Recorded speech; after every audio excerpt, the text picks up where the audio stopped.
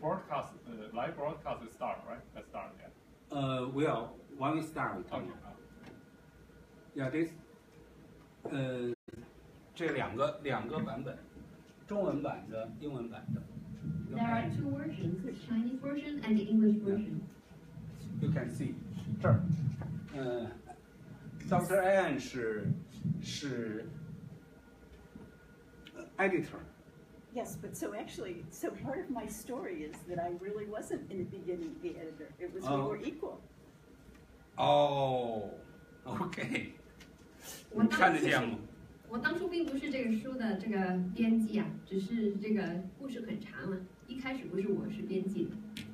原来呢，这个呢有一个故事，这个故事呢就是在刚开始呀，你要告诉他不让我说 ，OK， 那好，那我们等一会儿再说。那我们现在开始，我先可以开始放那个，为了这个节目呢，我们正好呢节选了一段这个应该是 PBS 拍的一个世纪的革命，这个是一个6个小时的一个节目，然后呢是这个讲呢中国的从1911年一直到1997年的这段共产党的这个革命的这段历史。所以呢，我们今天呢节选了一段呢，正好是跟毛有关的这一段，所以呢，正好请大家呢跟我们一块儿呢来回到那个时代。另外呢，我为了今天的节目呢，我特意找了一个是那个中共9大的那个新闻简报，待会儿大家也可以一块儿去欣赏。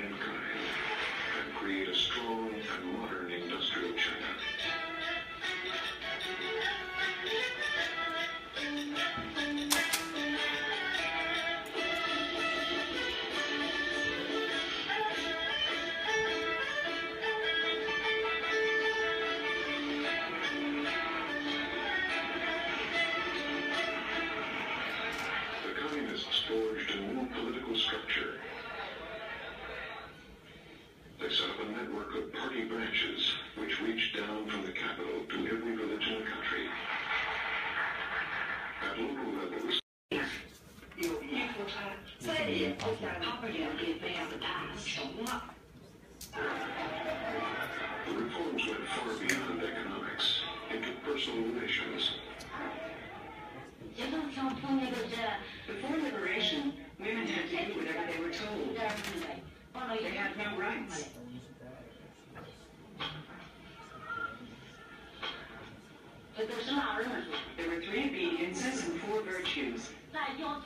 Obedience to father before marriage, to husband after marriage, and to your son after your husband died. You had no rights at all.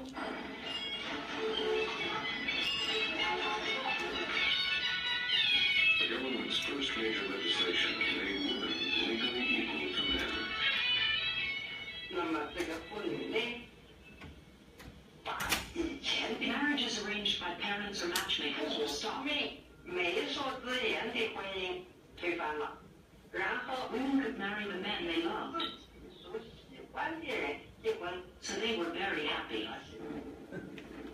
The communists organized people into work units, which provided employment, health care, housing, and education. Work units also gave the party direct control over people's lives. 这样的每一个人 Everyone belonged to a work unit. 这个单位，我想开头这个行动都是很奇怪 At first, people weren't comfortable with them, but gradually they got used to them. 这是一种新的生活方式。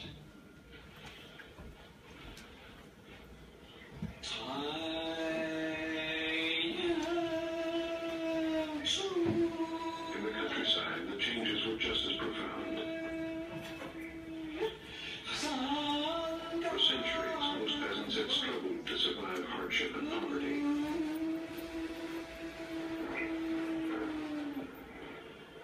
During the revolution, Mao had won peasant support with promises of a better life. Now he gave them land.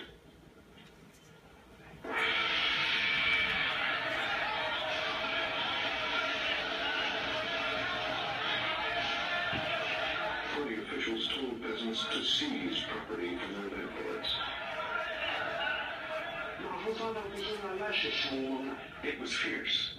The whole village, hundreds of people came beating drums. They dragged me to the meeting ground and wanted to beat me.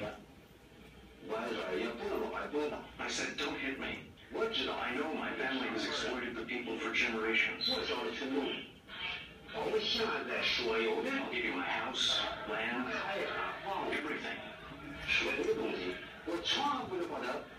After they discussed it, they labeled me an enlightened son of a landlord family. They let me keep my house, although there wasn't much left in it.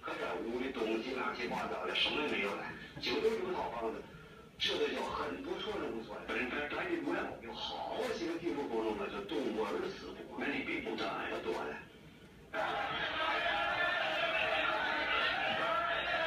Officials encouraged peasants to humiliate and beat their landlords.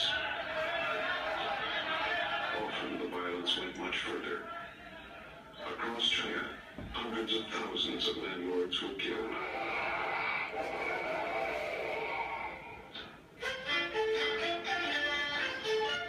Nearly half of all China's arable land was distributed to poor peasants. Before land reform, we only had 3/4 of an acre of land. It was not enough to feed us all. During land reform, we got nearly 3 acres of land. Because we had more land, we could grow more. Gradually, our life became better. Now it was the people who were the masters. They really liked that. Land and houses were taken from the landlords and given to them. People saw that they benefited, so they supported the Communist Party. The leaders of the party were veteran revolutionaries who had worked with Mao for years. Second in authority was Liu Shaoqi. Zhou Enlai was foreign minister and then premier. Gaining in prominence was Deng Xiaoping. Zhou Enlai was the gifted administrator and the loyal servant who never challenged Mao. He had a human touch that made him both popular and respected. Liu Shaoqi was more reserved. He was an orthodox communist, a cautious economic planner, and a devoted father.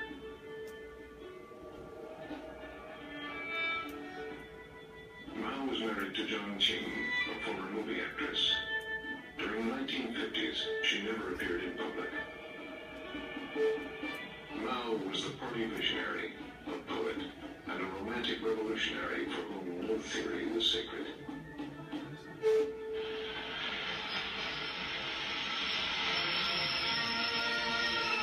He was also an astute strategist. Mao believed that China needed strong international support, and within weeks of taking power in 1949, he visited Moscow.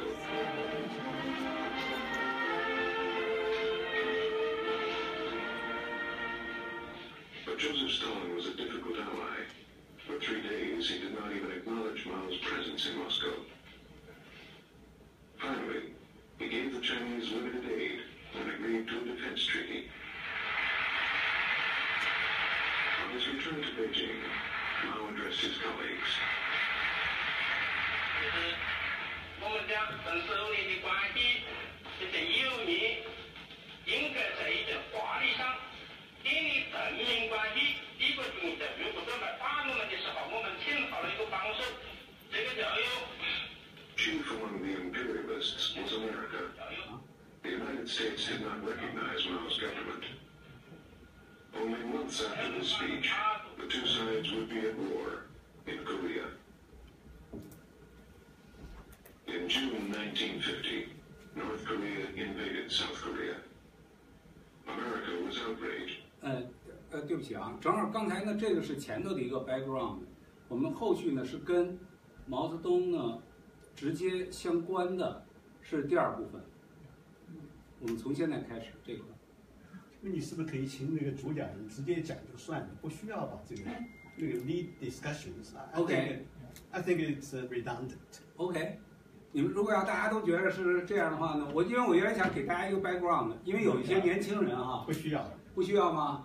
我们要这样吧。大家觉得怎么样？要不要看？你们想看吗？想看，对，还是想看。咱们再看一会儿，做个表决吧，到底用多数决定。不用，还是我来决定嘛。也可以，也可以。所以咱们还是接着看那个，待会儿呢，如果要是想短呢，我们待会儿可以有一个先看一段。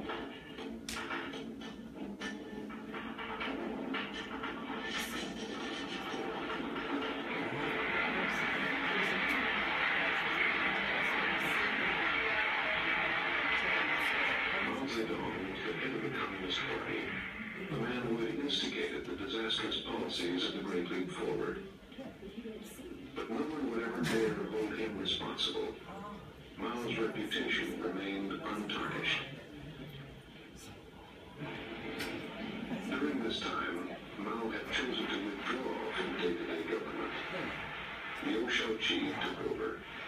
大家都很尊重 Although people respected Liu Shaoqi, and he had great authority, 能够和毛泽东比 he could not compare with Mao. 挑战的。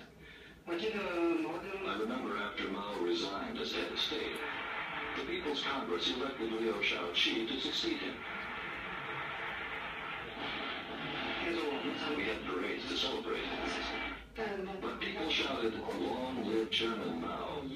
Not a single person shouted, "Long live Chairman Liu."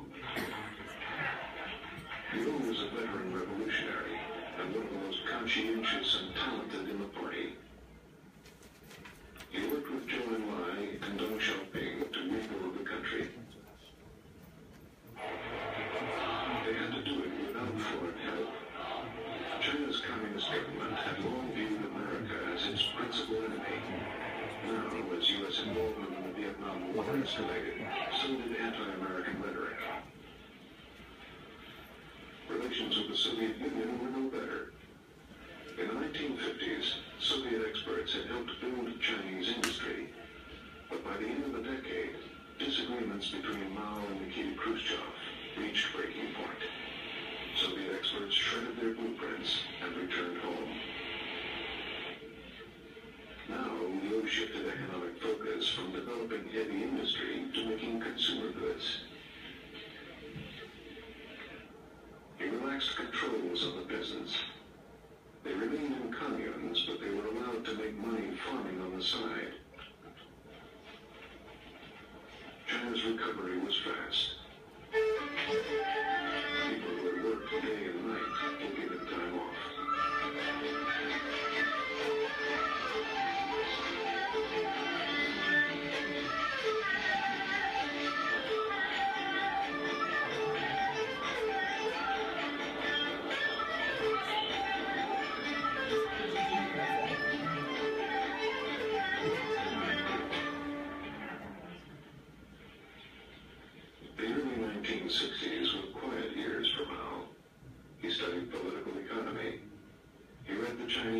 classics of warfare and romance. Later, there were more dance parties. Before, they were once a week on Saturday. Then they were increased to twice a week on Wednesday and Saturday. There was another big change. Another room was set up by the ballroom. Sometimes during the party, Mao took young girls into this room to rest with him. He would rest for an hour or so. I think Mao got great pleasure from these parties.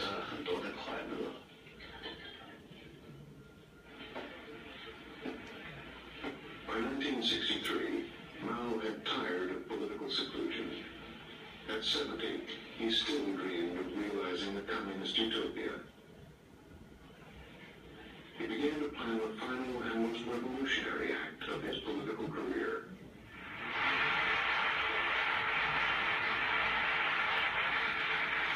Minister of Defense Lin Biao became his strongest ally. In 1964, Lin published a pocket-sized book called Quotations from Chairman Mao Zedong. First, it was distributed throughout the army, then in work units and schools across the country.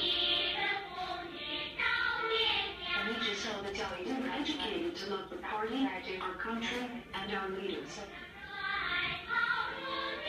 Even if we didn't understand the words, we deeply believed that he was always right. 我们深信一点，就是他讲的一定是对的。我们只要跟着 As long as we did what Mao said, we were doing the right thing. 去做，我们就是在做正确的事情。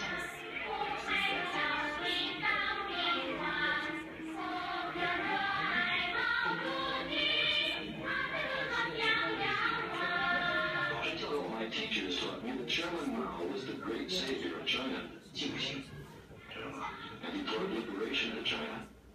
This idea was stamped in my mind and ran through my blood.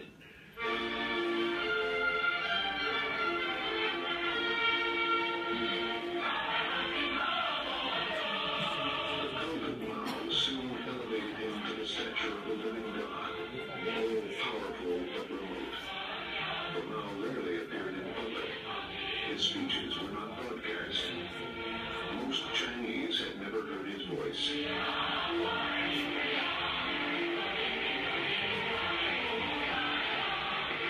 Liu, Deng, and Zhou did not oppose the cult. Mao personified the revolution. To attack him would undermine their own legitimacy.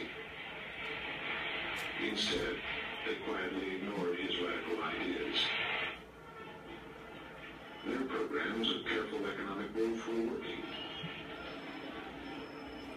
By 1966, China was increasingly prosperous and the world's fifth nuclear power.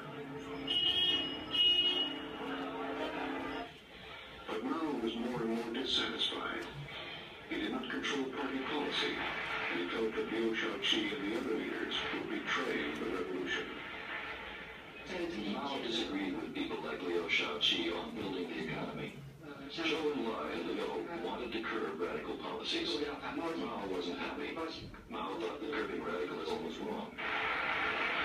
For Mao, communism could be achieved only through radical means, through continuing revolution, a never-ending process of struggle and change. He decided that the Communist Party itself, the party he had led for more than 30 years, was the main obstacle to his vision of revolution. In May 1966, Mao began an attack upon the party. Through the columns of China's main newspaper, he called on young people to attack party officials and replace them with true revolutionaries.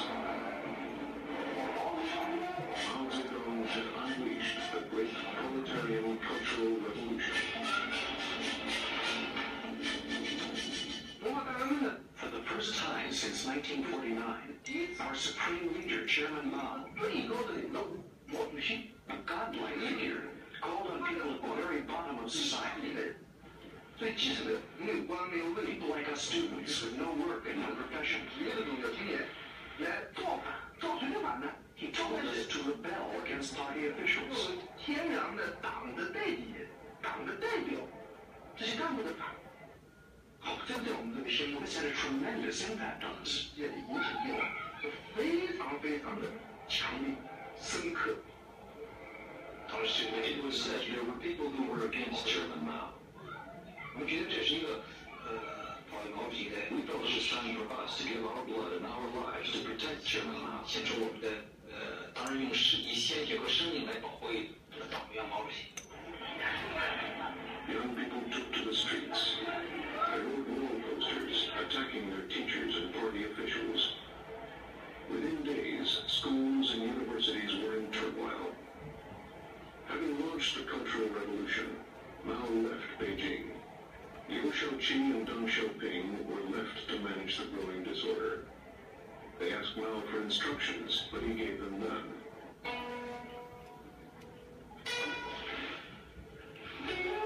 On July 16, 1966, Mao staged a huge media event, swimming in the Yangtze River.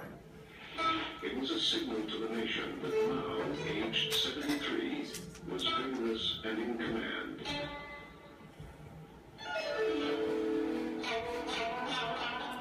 Two days later, he returned to the capital. 开了一次 meeting was held in the Great Hall of the People. 大学各个大的 students from Beijing University and other colleges. 在这次会上呢，这个 at the meeting, Liu Shaoqi, Deng Xiaoping, and Zhou Enlai were sitting on the stage. Zhou Enlai. Unknown to the participants, Mao was listening backstage. Dr. Li sat next to him. Liu Shaoqi described how the Cultural Revolution started. 实际上这是老革命 said, we veteran revolutionaries have encountered new problems, and we don't know how to deal with them.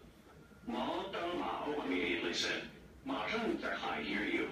What veteran revolutionaries? You're an old counter-revolutionary. My heart sank.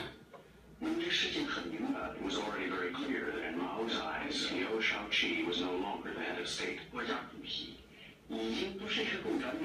longer a communist. He was an old counter-revolutionary. Mao had already condemned him.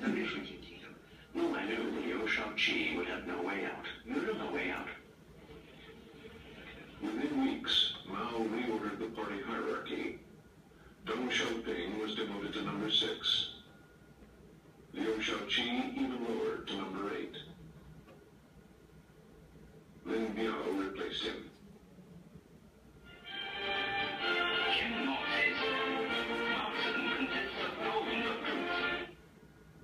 好，我们就到这儿。那个，我们现在呢，就是有请咱们讲员。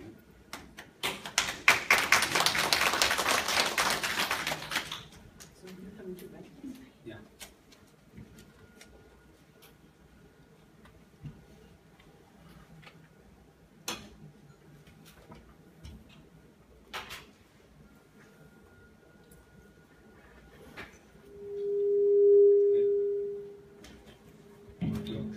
有不冲力的话，你的话能理解。喂。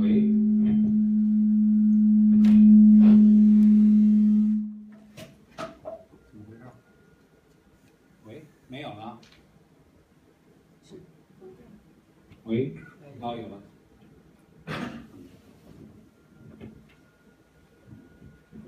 好，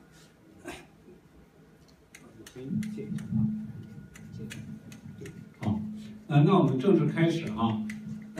波托马克文化沙龙是一个大华府地区中国学人周末聚会、谈天说地、纵古论今的场所。你这个声音可能稍微小一点，好一点。是文人墨客交流研讨的论坛，我们将集思广益，讨论大家共同关心关注的事物话题，将漫谈文化、品说风味、解析社会藏口人物、广邀讲者兼容并包，欢迎大家参加到波托马克文化沙龙的活动中来，共同建设我们的精神家园。今天呢，我们有幸请到了这个著名的Thurston教授。来呢做客我们波托马克文化沙龙。Anne 呢是一直呢长期关注中国的民主草根民主运动的，曾经呢在这个很多的领域呢做了很多长时间的中国问题的这个研究。Anne 呢是在伯克利获得的是政治学博士，曾经呢与几个非常著名的，现在还非常活跃的这个政治学学者、中国问题的专家，像 Thurston， 你们是同学是吧？不是同学，不是同学，好朋友。OK， 所以呢，那个 Anne 呢是长期呢对中国的这个中国的问题呢有非常深入的研究。其中呢，Anne 呢著名的著作呢有很多了，其中一个呢在国际上非常有影响的一个作品呢，就是这个《The Private Life of Chairman Mao》。剩下呢，我想呢，我呢不占用大家更多的时间，我们把时间呢留给Anne。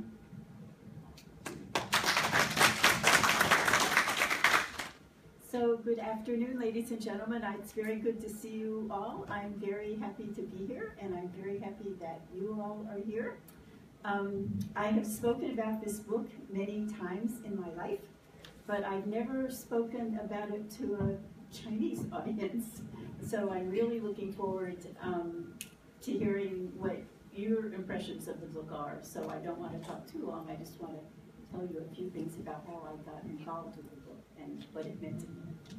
好，大家下午好。今天我很荣幸来到这边啊，因为这本书呢，我就做过不少的演讲，但是这是我第一次对中国的读者做这样的一个读书分享。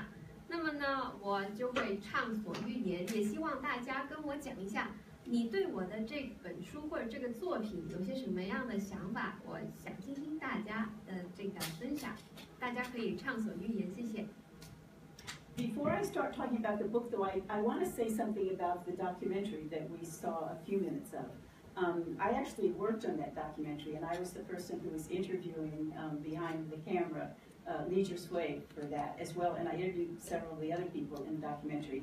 And for those of you who haven't seen it, no matter how much you know about China or know about the Mao years, it really is just a wonderful, fascinating documentary.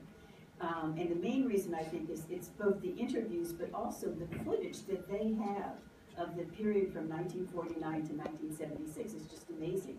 I don't think that you can see that in China. The editor of the documentary went all over the world collecting the footage for what you see on camera. So it's really very. I show it every year to one of my classes at Johns Hopkins, and I've been teaching the class for 18 years now. So I've seen it 18 times, and could still see it again and appreciate it. 在我正式开始之前呢，我想跟大家讲讲刚才大家所看到的纪录片。关于这个纪录片呢，我有份参与制作，就是我在镜头后面做这个采访。不管大家对中国有多么了解，对毛泽东时代有多么的了解，但是我想大家就是很高兴能够看到，在这个纪录片里面的人们，他们从1949年活了很多的岁月，所以他对中国的一些说出来的话就是很真实。然后呢，我在这个约翰霍普斯金教书呢，每一年我都会给我的学生们播放这个纪录片，所以这么18年下来我看了18次，所以这是一部非常好的纪录片，我也希望大家能够去看一看。Okay, so now I should talk about the book, but I want first of all to thank Henry for and to this. I really appreciate it. You are our star. You've been very nice about all this, and thank you, Becky, for your interpretation. 开始。言归正传，首先我得感谢苏小康先生跟李恒清先生，谢谢他们俩把我邀请来这边跟大家分享。好，那么接下来我们准备开始。So I want to start by telling you how it is that I became involved with this book. And I understand that there are several different stories about how I got involved with this book circulating around. And so I'm going to tell you my version of the story, which I think is the truth. So the story starts with me having returned from a long stint in China in 1990 and coming home. I lived in New York at the time. I came home one afternoon and there was a message on my answering machine from Andy Nathan, Lianyo, who you've already mentioned. And the message from Andy Nathan said that I was about to get a phone call from a man named Jason Epstein, who was the vice president and senior editor at Random House, with an offer to me that Andy hoped I would not refuse, and certainly not refuse before first talking to Andy.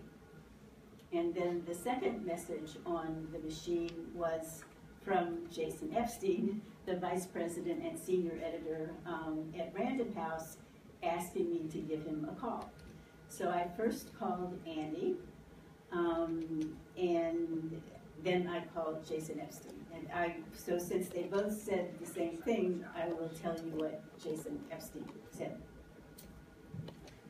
好，首先呢，关于我是怎么参与到《毛泽东私人医生回忆录》这本书里面的一个编译工作，很多人有不同的这个版本。今天我想来说一说，这个是我自己的话，就应当是真实的版本。在1990年我出外之后，回到纽约的家中，那是一个下午。当时呢，我打开我的电话的那个录音机，就是可以留言的。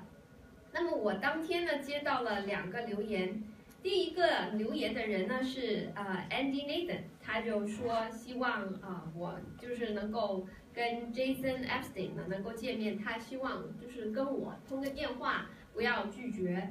然后第二个这个电话答录机里面的留言呢，就是 Jason Epstein， 他是那个 Random House 的这个高级主编，还有是副主席 Vice President。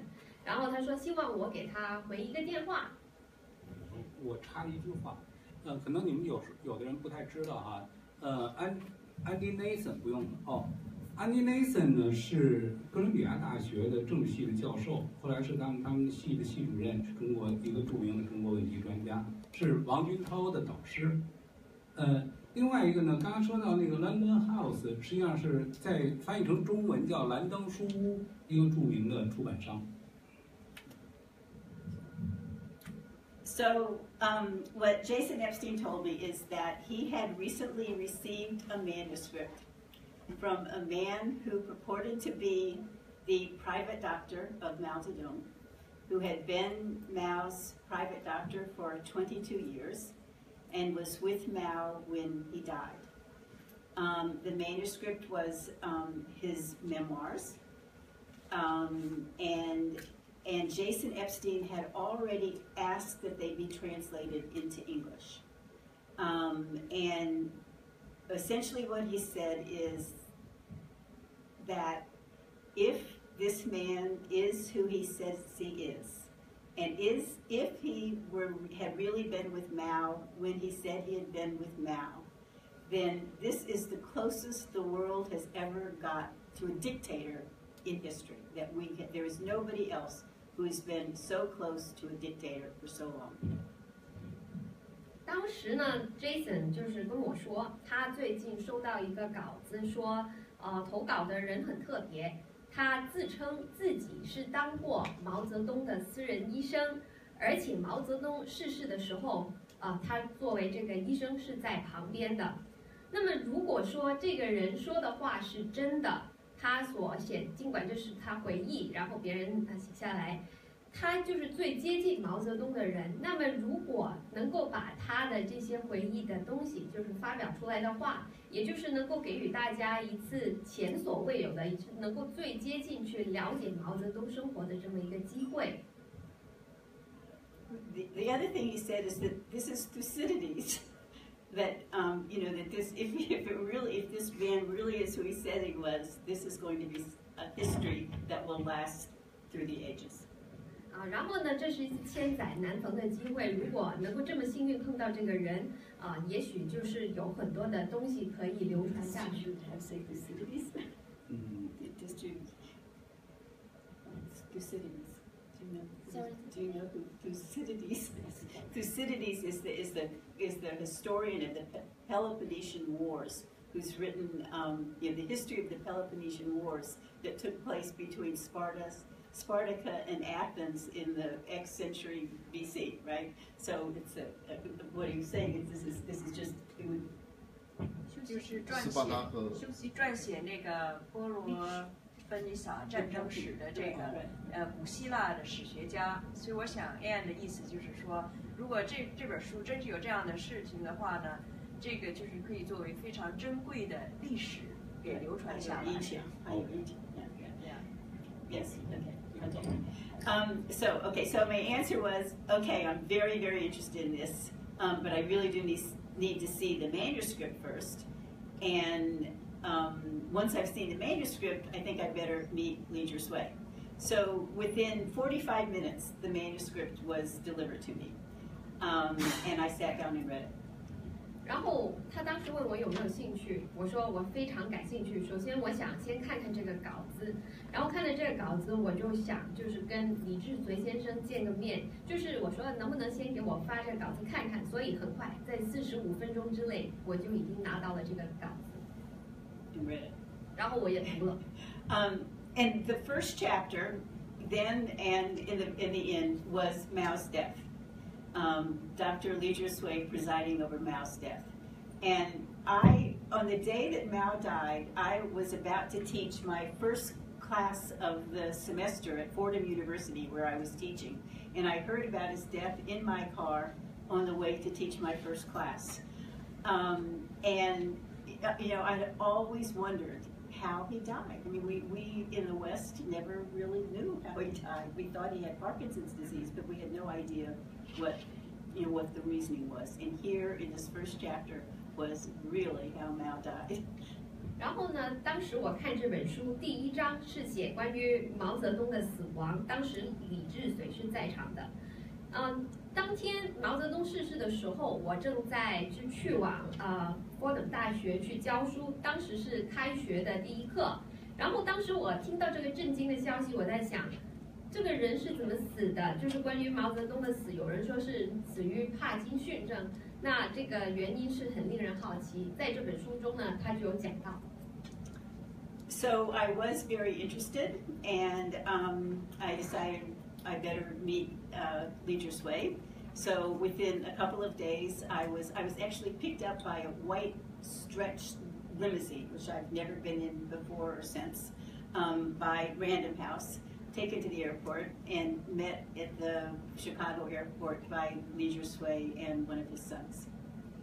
然后呢，我就很感兴趣，当然我就很想见到李志绥先生。几天之后呢，兰登这个出版社呢就安排了一个非常豪华的白色的 limo 给我。然后当时我们去到了芝加哥机场去接到李志绥先生还有他的一个儿子。So there was, from the very beginning, there was simply never any doubt in my mind that Li Zhisui was exactly who he said he was, that he had been Mao's doctor for 22 years. He had scads of pictures that he showed me. His 2 sons had grown up inside Junnan High, and they were, part of the story. I think what was most sort of telling to me is that it was very difficult working for Mao, and the people surrounding Mao in what they called Group 1 never got along very well. There were constant battles going on, and Li Zhisui, even in the United States, years removed from Mao and from Group 1, was still sort of fighting the battles that he had fought with Group 1 when Mao was still alive. So it was still something that was alive and meant something to him. 然后呢，当时我对李志绥先生的这个所自称自己是毛主席的这个私人医生，我是没有半点怀疑，因为他能给我看一些照片，就是跟毛主席的合影，他给我的印象就他是一个很真实的，他说的就是真话，是做了22年的私人医生，还有他的2个儿子呢，也是在中南海长大的。就是当时有一点啊，就是说毛泽东这个人挺难相处，就是说虽然在中南海工作，有中央的1号组在里边，就是他身边很亲近的一些工作人员都是挺难跟他相处，包括李志绥本人也觉得这个工作是很不容易的。他自己跟这个中央1号小组之间呢，也是觉得沟通啊或者工作方面不是很容易的事情。然后呢，就是还有这么好的一个资源，能够知道里面的一些事情，是通过李志绥先生也是很不容易，能够可以窥见里面的一些情况。So I said yes, I wanted to work on this book with Li Zhisui. And so what happened next after a contract was signed is that I began going to Chicago very frequently. What I would do is I would go to, which is where Dr. Li was living outside of Chicago. I would go and spend a couple of weeks with Li Zhisui in Chicago, interviewing him every day from about 9 o'clock in the morning until 7 o'clock at night. And then going back and writing, we were doing this in chronological order, still starting, the first chapter was still the death, but then starting the book in sort of chronological order. So I would go back, write that part of the book, send it to Li Zhisui for his approval, and then send it to Jason Epstein at Random House for his approval. 好，那我就是参与了这个编译工作，就是在合同签好之后呢，我就频繁的来往于芝加哥，因为李先生是住在芝加哥城以外。然后呢，我跟他有几周的这个时间相处，就是我有很多机会采访他，基本上就是每天早上的9点到晚上的7点。然后我采访他之后呢，我就把我采访的东西写下来，然后按照这个顺序，当然第一章就是写毛的死亡。然后我写完的东西呢，就给李志绥先生看他批不批准，然后批准之后呢，我还要发回去给 Jason， 然后让他也批准。I remember the sort of the first time Jason Epstein had the first and really the only time he had any questions about what I had written was when I tried to describe how Mao's lifestyle inside Zhongnanhai, and he said it didn't work, and he said think power. And so I thought power. And when I thought power, I thought, well, Mao was the emperor. I mean, he's living in Zhongnanhai. He's living in Qianlong's quarters. And I just thought, well, he's the new emperor. And once I sort of understood Mao as the new emperor, then everything else about his life followed logically to me. There were no contradictions anymore about who he was or what he was doing. And for people who haven't read the book, for some people, one of the most revealing parts of the book is the number of women that Mao had around him.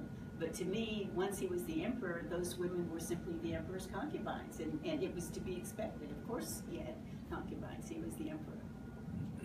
然后呢，就是 Jason 唯一一次也是第一次跟我提个问题，就是关于写到这个毛主席毛泽东他的这个生活方式方面，他说这个不行啊，他说你他是很有，我就跟他说，你想想 power 这个词权力，如果你把他看作是一个皇帝，我是这样想他的，那什么事都能说得通。你想他就把他比作是像乾隆王一样吧，他是一个新的皇帝。那么你就看他生活的这个方式就不矛盾。读过他的书的人，你可能很惊讶说，哇，他有这么多的女性在身边陪伴。如果你把他看作一个皇帝，那就很简单了，就是3宫6院都是他的佳丽，那就说得通了。So this went on for quite a long time. It took quite a long time to write the book. I just went back yesterday and reread a talk that I had given right after the book came out, describing, among other things, it described what the manuscript that I got that first day was, and sort of what happened to it once it was given to me. Again, the first chapter was the death, but as the manuscript that I got was very sparsely written. It had very little detail. It had no background information. It wasn't a story. And what I was being asked to do by Random House is to take this material that I had and make it into a story. And make it into a story in particular for a Western audience. And that's what I tried to do. And I think Su Xiaopeng, you appreciate that because you knew that this isn't the way a Chinese writes a story. This is a story written for a Western audience. And what Jason Epstein's instructions were is, like, who is my audience? He said you write for a general audience, some of whom are scholars. So he wanted a big audience, a big general audience, but he also wanted the book to be accepted by scholars, that the scholars would also recognize that this was the truth. So that was the book that I tried to write, and I think that's the book I did write. 然后呢，这个书的编译工作是花了很长的时间，在这本书刚刚出版的时候，还做过一次这个演讲。有很多人问到我说：“那你当初第一次收到这个手稿啊？”里面的故事是怎么样的啊？原来中文给到你手上是怎么样？当时我想跟你讲，就是说我拿到的那个稿子写得很稀松平常，没有很多细节，不能串成一个故事，也没有很多背景资料。然后我的工作就是需要把我采访或者后来能够掌握的一些资料，把它写成一个故事一样呈现到读者面前。这就是我的工作。然后这本书主要我写的这个书呢，主要面向的读者是西方读者。这个苏小康先生对此是非常感谢，就是他觉得我的工作是很好。然后 Jason 也问过我说，你觉得这本书应该这个主要的读者群是哪些人呢？然后我就问过他，他说应该是一般大众。然后最好也是我们一些学者能够接受的一些版本，写出来的这个事情，能够让我们的一些学者也能认可。所以这就是我要编译要做的一个事情，这就是我想给大家呈现的一本书。So I think there's something that you're not quite there. Let me just so at some point during the course of my writing this book, I think people began to realize that I wasn't the editor, that I was writing it. And therefore, I asked for the terms of the agreement to be changed. And what I asked is that I be given equal billing on the cover with Li Zhisui, that it be Anne F. Thurston, Li Zhisui with Anne F. Thurston. And Jason Epstein agreed to that. And the agreement you can see from the first cover of the book, which is Li Zhisui with Anne F. Thurston. 然后呢，我也要想澄清一点，就是说在写作的过程当中呢，有人说，您不是这个书的编辑啊。当时呢，我就要求就是改了合同把我跟李志绥先生呢，在这个把它摆成是相同的地位。所以你在看这个版的封面的时候，你可以留意到这里的字是写着李志绥医生跟我山文Thurston。So that was the first cover on the book. But the problem with Jason Epstein is he never told Li Zhisui we had this agreement. And so when Li Zhisui saw the cover of the book, he said no, he did not want to give me equal billing. He wanted it to be with the editorial assistance of Anne F. Thurston.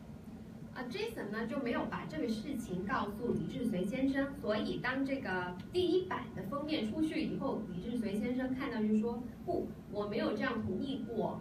我想就是把Anne Thurston这个教授把他作为是一个编辑这本书时候作为我的助手这样的，就并不想把它放在同等地位的作者这样子的东西。So Li Zhisui won. The book came out with with this cover, with me being the editorial assistant. And I mean, I have to say that was to me an absolutely devastating professional blow. I don't think that I would have written the book had I don't think that I would continue to work on that book without having gotten that, knowing that I was going to get that credit. So it was absolutely devastating for me. And I say I just reread something that a talk that I gave right after the book came out. And in that talk, I asked myself and I shared with the audience, if I had to do it again and know that I was going to do all that work and get so little credit, would I have done it? And I wasn't sure then, and I'm still not sure now. I mean, what I do know now is that if I had been smarter, I would have made sure that that was in the final contract, and that I had, because Jason Epstein said, trust me on this, trust me, and I trusted him, and you know, in the end, I didn't get the credit. So I mean, I still don't know if I mean, I guess now I would be smarter, but I still, had I not gotten the credit, I'm not sure I would have done it. 所以这个新版本出来之后呢，我是作为了这个编译的助手。这个对于我个人来说，像是一种毁灭性的打击。我觉得我做了大量的工作，这个把我写成是这个编辑助手，我觉得有点就是不太好。然后有人问过我，我也这样问过我自己，如果可以重新来一次，也是需要我这样子在做这样的工作如果把我再放在是编辑助手这样的这个 title 吧，这个名称上面，我是否愿意？我以前不知道，我现在还是说不知道。我觉得如果还有下一次，我会觉得自己会变聪明一点，在合同最终版本的时候要写清楚，我应该是在作者的同等地位那边，而不是说作为一个编辑助手。当时呢，就是追审跟我说，相信我，我会把这个搞定，然后我就相信了他，结果事情就这样。以后我会学聪明一点，就合同要写好。So that's the story of how I got involved with the book. And I will say that the book was substantially longer, much, much longer, and much, much more detailed than the manuscript that I got in the beginning. So when you see the Chinese version now, the published Chinese version, it's been retranslated from the English version back into the Chinese version. It's not the original version. So there are two translators. 要知道，我当初拿到的手稿是没有什么详细信息的。然后呢，你现在如果说读到是这本书的中文版有很多的故事细节很详细，就是描述很详细的话，那是因为他们把我的英文版本又重新的翻译成中文，所以你们才看到了现在这个这么丰富的中文版本。So I guess I want to say a few things about what I learned from the book. Actually, and I want to say one thing about what I learned about Li Zhisui. So when you contract to work with a dictator, you're sort of contracting to violate your conscience often. And Li Zhisui talks about how there was so much of what he did with Mao and what other people around Mao did was a violation of their conscience. And it was something that they sort of had to do, they argued, in order not to be kicked out of Group 1. And I think the argument that Li Zhisui was making on behalf of himself is that had he ever sort of contradicted Mao, had he ever sort of threatened to leave, that his whole career would have been ruined, that he would never have gotten another job, that his life would have been awful. I guess I don't really believe that. And I guess the other conclusion that I drew from working with Li Zhisui is that you can't work for a dictator for 22 years and give up your conscience and just sort of get it back when it's all over. I mean, I think there's something permanently scarring about making all of those day-to-day compromises. And I think that I found that in Li Zhisui, and it made me very uncomfortable, despite the fact that Jason Epstein kept assuring me that almost anybody in those circumstances would have behaved the same way. I mean, how do you get out of it? But even when it was all over and Li Zhisui didn't have to violate his conscience every day, I think he still had very serious flaws. 然后呢，关于你就是说通过这本书的编译工作，我还是学到一些东西，我想跟大家分享2点。第一点是关于李志绥先生，他说到就是说，跟独裁者一起工作，你需要就是很多时候是违背你的良知去做事情。他在跟毛泽东工作的时候，看他怎么帮毛泽东做事，还有对毛泽东身边的人做些什么事。李志绥就是说，有时候就是你要放下道德良知。有的人就是为了不要被毛泽东踢走，就是想还是做核心里面的人物，那个圈里面核心的话，你就不能去违背毛泽东的意愿，然后呢，不然呢，就是会有一些很严重的后果，包括李志绥说过。毛泽东威胁他说：“你不听我的话，那你这个职业生涯就会完蛋，你这一辈子就会完蛋的，生活就会毁灭。”然后我觉得这个我不太就是我不能完全认同。第二点呢，就是说，如果你在跟他工作的22年时间里面，如果你每一天都要违背你的良知去做事情，那么你天天的这样放下你的良知。你工作完了22年之后，你走出来了，你的良知是不是马上就能够捡起来呢？如果你一辈子就是22年都是在违背良知，然后所以说，在我跟他接触的过程当中就是有一些很不舒服的地方，我觉得他个人还是有一些瑕疵的。So, can I could open it up, or I could say a few more things. Yeah, whatever you want. Well, let me say a few other things that sort of what I think I've learned. So one thing I think I learned is that Mao would not have been possible without the political culture surrounding Mao. He was really a product of Chinese political culture. And I say that because people really did adulate Mao. That wasn't, when you see all of these people in Tiananmen Square, they're not pretending that they love this guy and that they're excited to be there. They really did. And the people in his inner circle just also worshipped him. And, for me, as a Westerner raised in an American democracy, it's almost incomprehensible how people could have worshipped this man so much. And back to Jason Epstein. Jason Epstein was constantly sort of making fun of him, of Mao. He said he sounds like a fortune cookie. He says, 人民不说好, so everybody goes and joins people's communes. Or he says, 造反有理, so everybody goes and they rebel. But he didn't have to say anything, and people just sort of ran and did things that didn't make any sense. And that was part of the political culture. And again, that's very, very hard for me to understand. 还有一点就是说，这个是政治文化。毛泽东之所以有这么多人崇拜他，其实也是中国政治文化的一个产物。当时人们真的是非常崇拜他。你们在这个纪录片能够看到人们在天安门广场兴高采烈的去这个崇拜毛泽东，他们这是出自内心，并不是假装我很开心，我很开心这样子。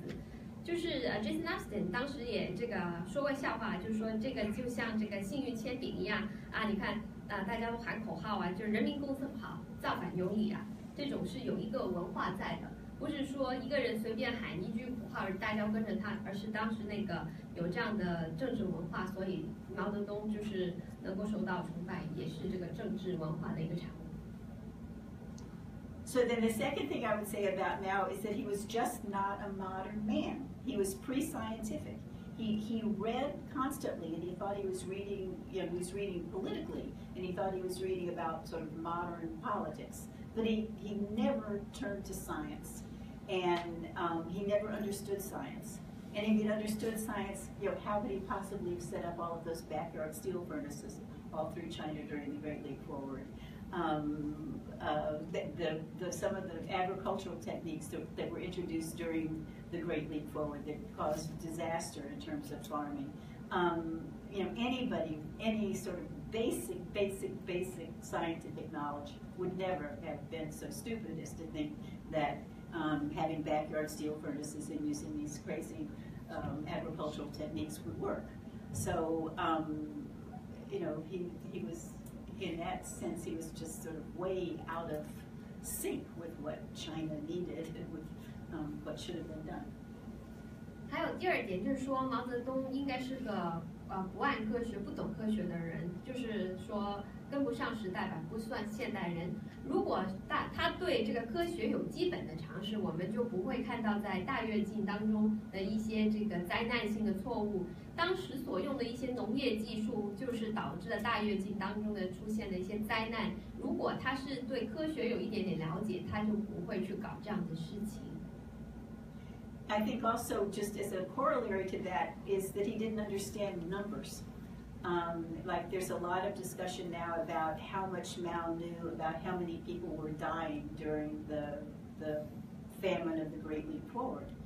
And my sense is that I think probably nobody knew the real numbers then because they were held at the local level and there was no overall figure. But even if he had known, it wouldn't have made any sense to him because he wouldn't have known, how do you calculate 20 million people? What does that really mean? I think that he just sort of wasn't a numerical person either. 然后呢，还有就是毛泽东也是对数字没有什么概念的人啊，大家现在都有这样的讨论，就是说当时自然灾害死了多少人呢？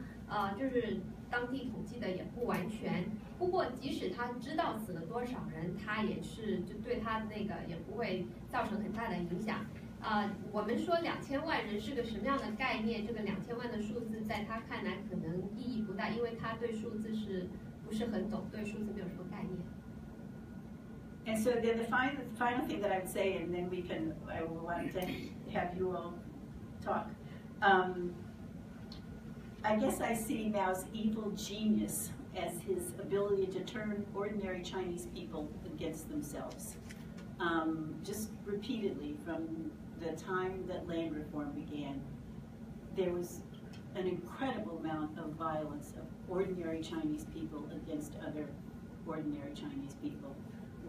And it went on and on and on. Land reform, collectivization, the Great Leap Forward, the Cultural Revolution, the anti-rightist campaign, and almost nonstop. And my first book was on the Cultural Revolution, and I thought that was just this dramatic departure from everything that had gone before. But it wasn't. There was constant violence going on at the local level in China after 1949.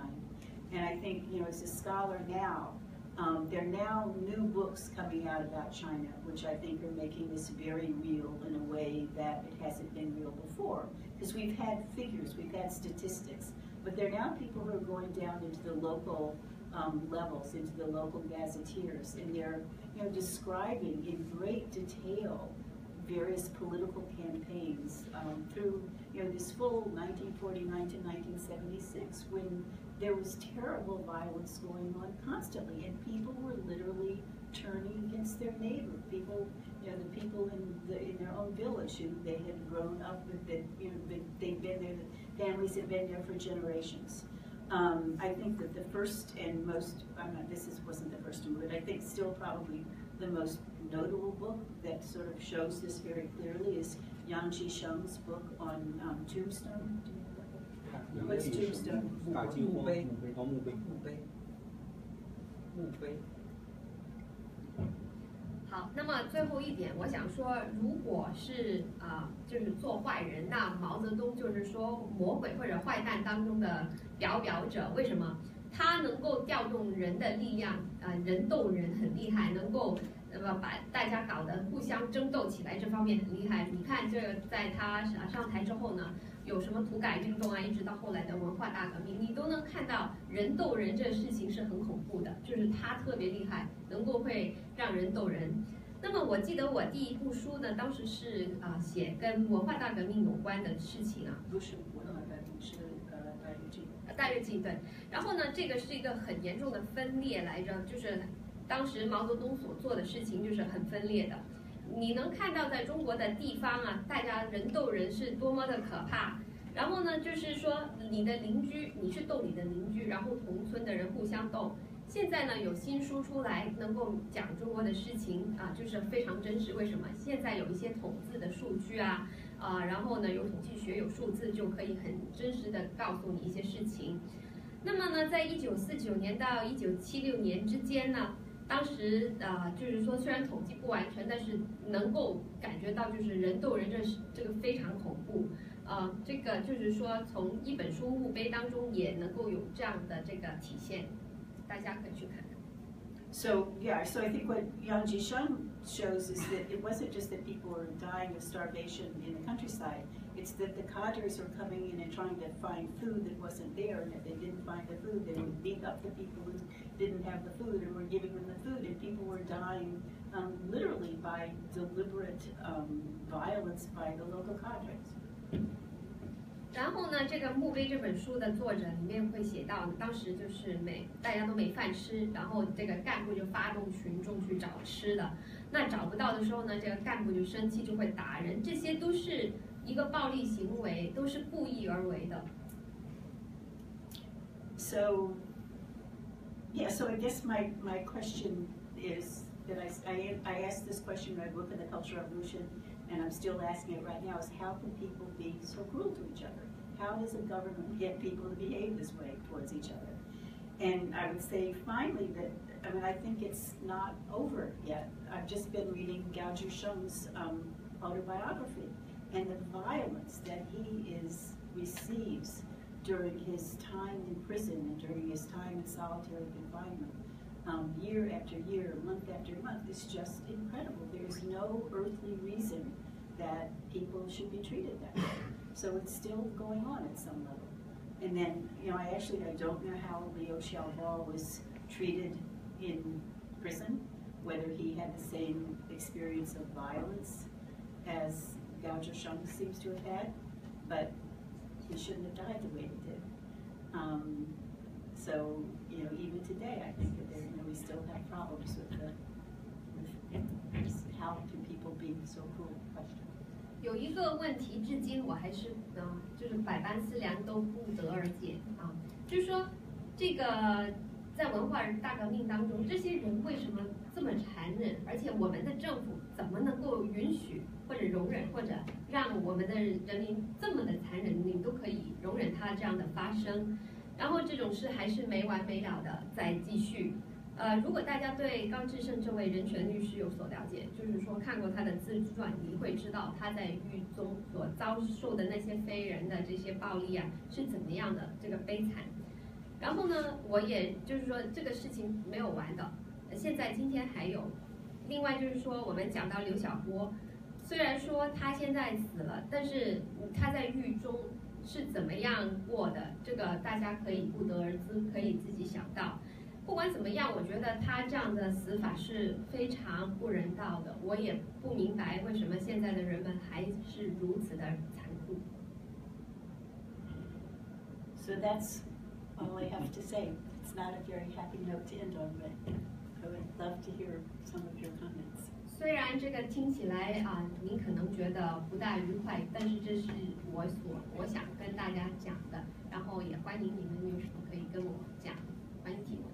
好，那个我刚才开场的时候呢，忘了一条啊，其实提醒大家一点，今天呢是9月9号，41年前，1976年的9月9号，正好毛泽东去世，正好呢今天呢是他去世的41年的这个日子，所以我们今天开这个活动呢，正好是我们来重新看待我们当年的这个独裁者。现在我们过了41年以后呢，重新来看待。我们今天非常有幸请到Thurston教授来跟我们分享他的著作，他的想法。咱们大家先给他一个感谢，好吧？那我们下一段呢，我们就来大家呢看看呢有些什么想法，咱们大家自由提问，好吗？我来给你第一话题。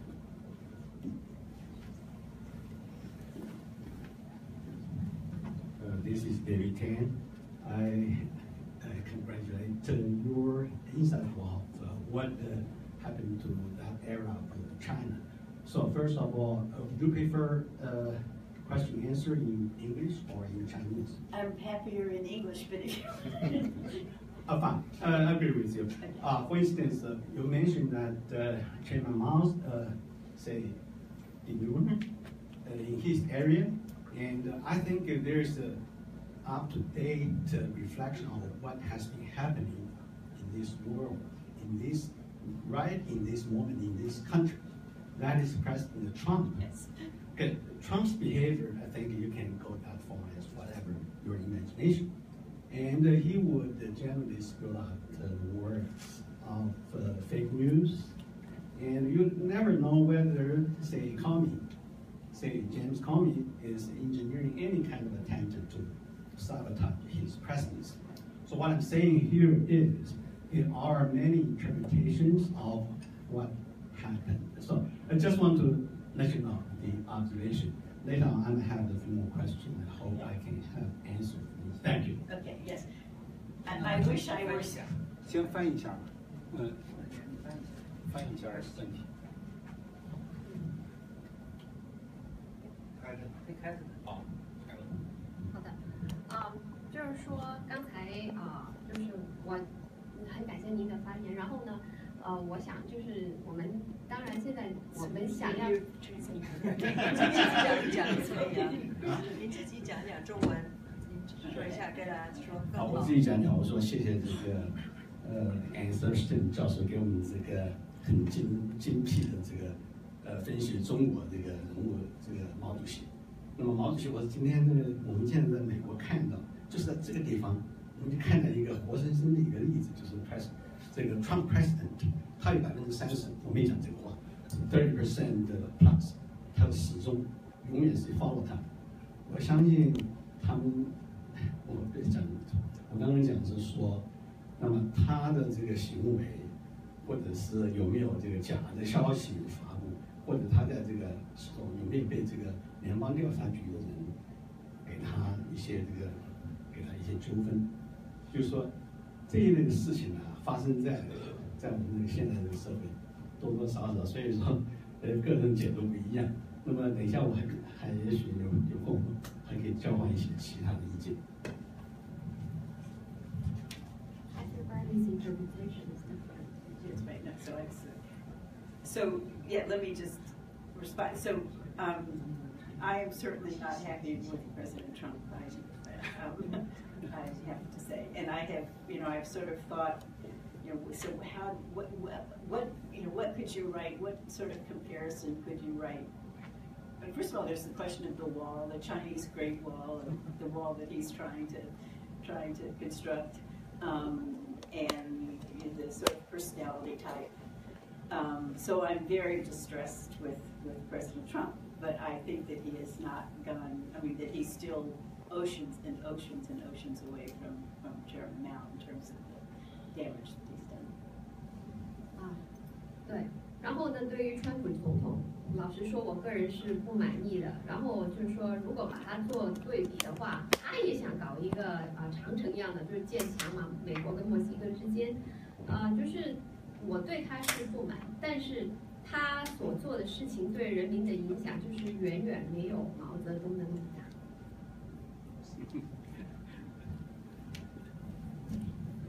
Thank you. And if I may challenge the last point, so 3 or 4 points you were trying to make. The first one was the Chinese political culture that enabled Mao, or he thrived in it simultaneously.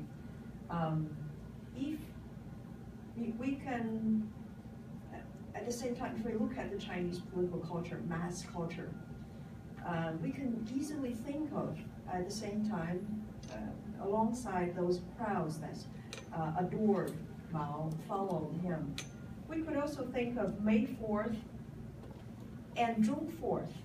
Yes, yes. Right? Yeah. So if we look at the whole picture, there were these crowds in Tiananmen back in 1966 or 70. There were crowds in Beijing in the May 4th and June 4th. They also exist. So this rebellious spirit also exists. It's also part of the Chinese political culture. That's true. And we risk defining Chinese political culture incompletely if we only look at the emperor and his followers. That's point 1. And point 2, you talked about Mao's not being a scientific man. This whatever, steel furnaces in the backyard and stuff. To quote unquote give Mao and his cohorts some credit, it was also under Mao that China developed nuclear bomb and hydrogen bomb. And all these scientists from overseas were recruited to develop those things that were in America and so forth. So they believed in China becoming a technologically advanced nation in order to stand shoulder to shoulder with the Americans of the Soviet Union. And they paid a lot of attention to importing science and technology from the Soviet Union, the big brother then. So I question that a bit. And thirdly, Mao's being relatively ignorant about numbers. Given his military background, he was quite successful on the battlefield fighting the KMTs. He couldn't have been ignorant of numbers, or else he couldn't have won many of those battles, even though he had other generals working under him. So I question that. On the fourth point, that Mao was his evil genius, perhaps a part of his evil genius, what struck you lies in the fact that he so successfully engineered hatred amongst the Chinese. Yes, it's true, but also Mao is not unique in this regard. When I read Democracy in America, you know, that was written in the 19th century, and Tocqueville wrote, a dictator doesn't want people to love him, just so long that they don't love each other. When I read that, it just, you know, sank in. So Tocqueville is French, but he observed that. That was his analysis. So Mao is not unique in provoking this hatred, this like, instead of love amongst the people. I can translate. Yeah, 这4点讲，这是跟 Anne 的一个对话哈。我说我跟 Anne 就是挑战一下。Anne 在最后他结尾的时候，他说了4点。他说第一呢，这是我个人的，都是totally 个人的意见啊 ，off the record in a way。第1点你说什么来着？想看看。OK， 再回想一下。你看我也没有笔记，也没有什么，就是讲嘛哈。他说毛是中国传统政治文化的一个产物，正是有这种土壤，毛这个独裁者才能够这么样哈兴旺发达。他说你看文革的时候有这么多人，就是说紧跟毛主席喊口号这样，而且不是假的，好像就是非常真实的，他的信仰者一样。我说，在分析中国的所谓的或者是解释、了解中国传统政治文化的时候呢，我们同时也应该看到，不光是就是有天安门广场1966年、1970年跟毛主席喊口号的人，在与此同时呢，我们也可以看到5·4运动的时候，还有6·4的时候，天安门广场这北京街头也同样有这么多的这个民众在那儿。所以呢，就是我的意思是说呢，要了解中国文化，要把这个共同看待，就是中国文化、政治文化当中呢，社会文化当中呢，或者广义上的文化 period 当中呢，也有很强的这种反骨这个因素在内。如果不看到这个反骨这一点精神的话呢，我觉得是对中国文化非常不彻底、不完全的这么一种理解。我想按他点头，他同意，是吧？好像我说这一点呢，因为是说把中国文化重新就说成是非常热衷这个皇帝。继续把你的4点 summary。哦 ，OK， 好。第2点呢，就是 Anne 讲到说是毛是一个不注重科学的人，大炼钢铁，在什么后院儿就是这样的。我说，我对这点提出一点质疑，因为什么呢？正是在毛时代，在毛掌权的时候呢，中国成为了一个中国发展了原子弹、氢弹，然后呢，他还非常注重从那个前苏联那里呢，就是引进科学技术，所以呢，我想这也是一个事实，就是他希望中国这种强大呢，所以呢，能够在世界上跟美国并肩呢，所以这是一点。还有第3点呢，Anne 讲到说是毛呢对数字好像没有一种真正的认知，我也对此提出质疑。这我说的原因是什么呢？我说，如果毛对数字没有概念的话，那他如何在49年以前的那种内战的当中呢，能够打败了这个国民党，打胜了很多战役？一个对数字没有概念的人是不能够打仗的。这是我说的第3点。第4点，或者回应 Anne 的第3点。第4点呢，最后一点是什么来着？义务之举。义务之举。邪恶天才。哦，邪恶天，说这个邪恶毛的邪恶的天才呢，就是说让人们彼此仇恨彼此哈，就这样，邻居要怎么样说这样哈，比像我仇恨小康一样。我说呢，这一点呢，其实是存在这样，但是呢，并不是毛独特的天才，就是说毛在这方面呢，并不是说他独有的。我说呢，我的这个论据呢是说，在我读到这个就是这个 Tocqueville 这个人写的法国人写的《Democracy in America》民主在美国的时候呢，那19世纪18几年他就已经说，他说独裁者想要的并不是说你们去爱他，他根本不 care 你们爱不爱他，他 care 的，他最在意的就是民众不爱互相。就是不爱对方，不爱自己，不爱彼此，这样呢，他就能够他的这个他的这种掌权，他就能够成功的来入伍整个所有的人，来统治社会，来统治所有的人。所以呢，这是在19世纪人就写出来了哈。托克维尔。对，托克维尔他就是毛在这方面的 genius， 并不是独特的，但是也可以说是他很成功。That's it. So yeah, I mean, I don't want to spend too much time. First of all, thank you very much. I mean, I think those are very interesting comments. When I'm teaching my course at SAIS that I teach, at some point I have to tell them that for everything, you know, if I say this is true, its opposite is also true at the same time in China. I mean, it's just so difficult to have everything. The other thing I say is it's impossible to use China as the subject of a declarative sentence and have it be true. I mean, there's nothing that is true for all of China. But the comment I most appreciate is your first one, which is yes. You know, I was also there in 1989, and it was just really quite amazing. So you're right, it is a very complex political culture. And there's one of my famous quotes is by a guy whose last name is Meadows, I can't remember, who calls China the most rebellious and least revolutionary country in the world. It's a country that there have been rebellions going on throughout all of China's history. That's what it's all about. So yeah, I appreciate that there are many truths in any case. 对的，您说的就是一方面，有的人说这样说的对，你反过来说也是对的。所以在我教学当中，如果你说想用一句话简单的去定义中国的事情，不是那么简单说能够一句话就把它说清楚。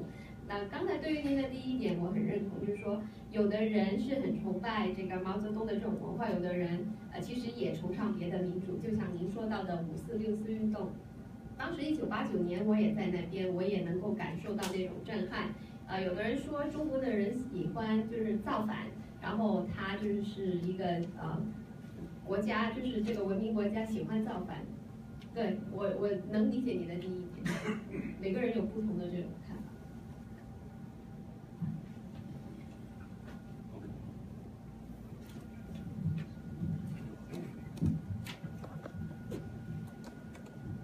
So if I had been born in the U.S., probably I would share the same confusions or puzzling for some of the aspects of how crazy China was, or even now. So, but since I was born in China, so I'd like to offer a few thoughts from my perspective. So first, you mentioned that you feel a little bit. Dr. Li志绥could have done a little bit better if he had talked a little bit about his own possibility, his consciousness. How could he clearly wash away what he did? Assisted the dictator. So I guess from my perspective, since I guess it's not just the political culture, it's probably more about the traditional culture, I mean, agriculture society. I mean, people live in a dire situation. I guess people tend to, I mean, you have to have a surviving skill. That's basically you have to be, I mean, people talk about a collectivism. So you probably suppress your individualism. But basically, that's how you survive in such a dire situation.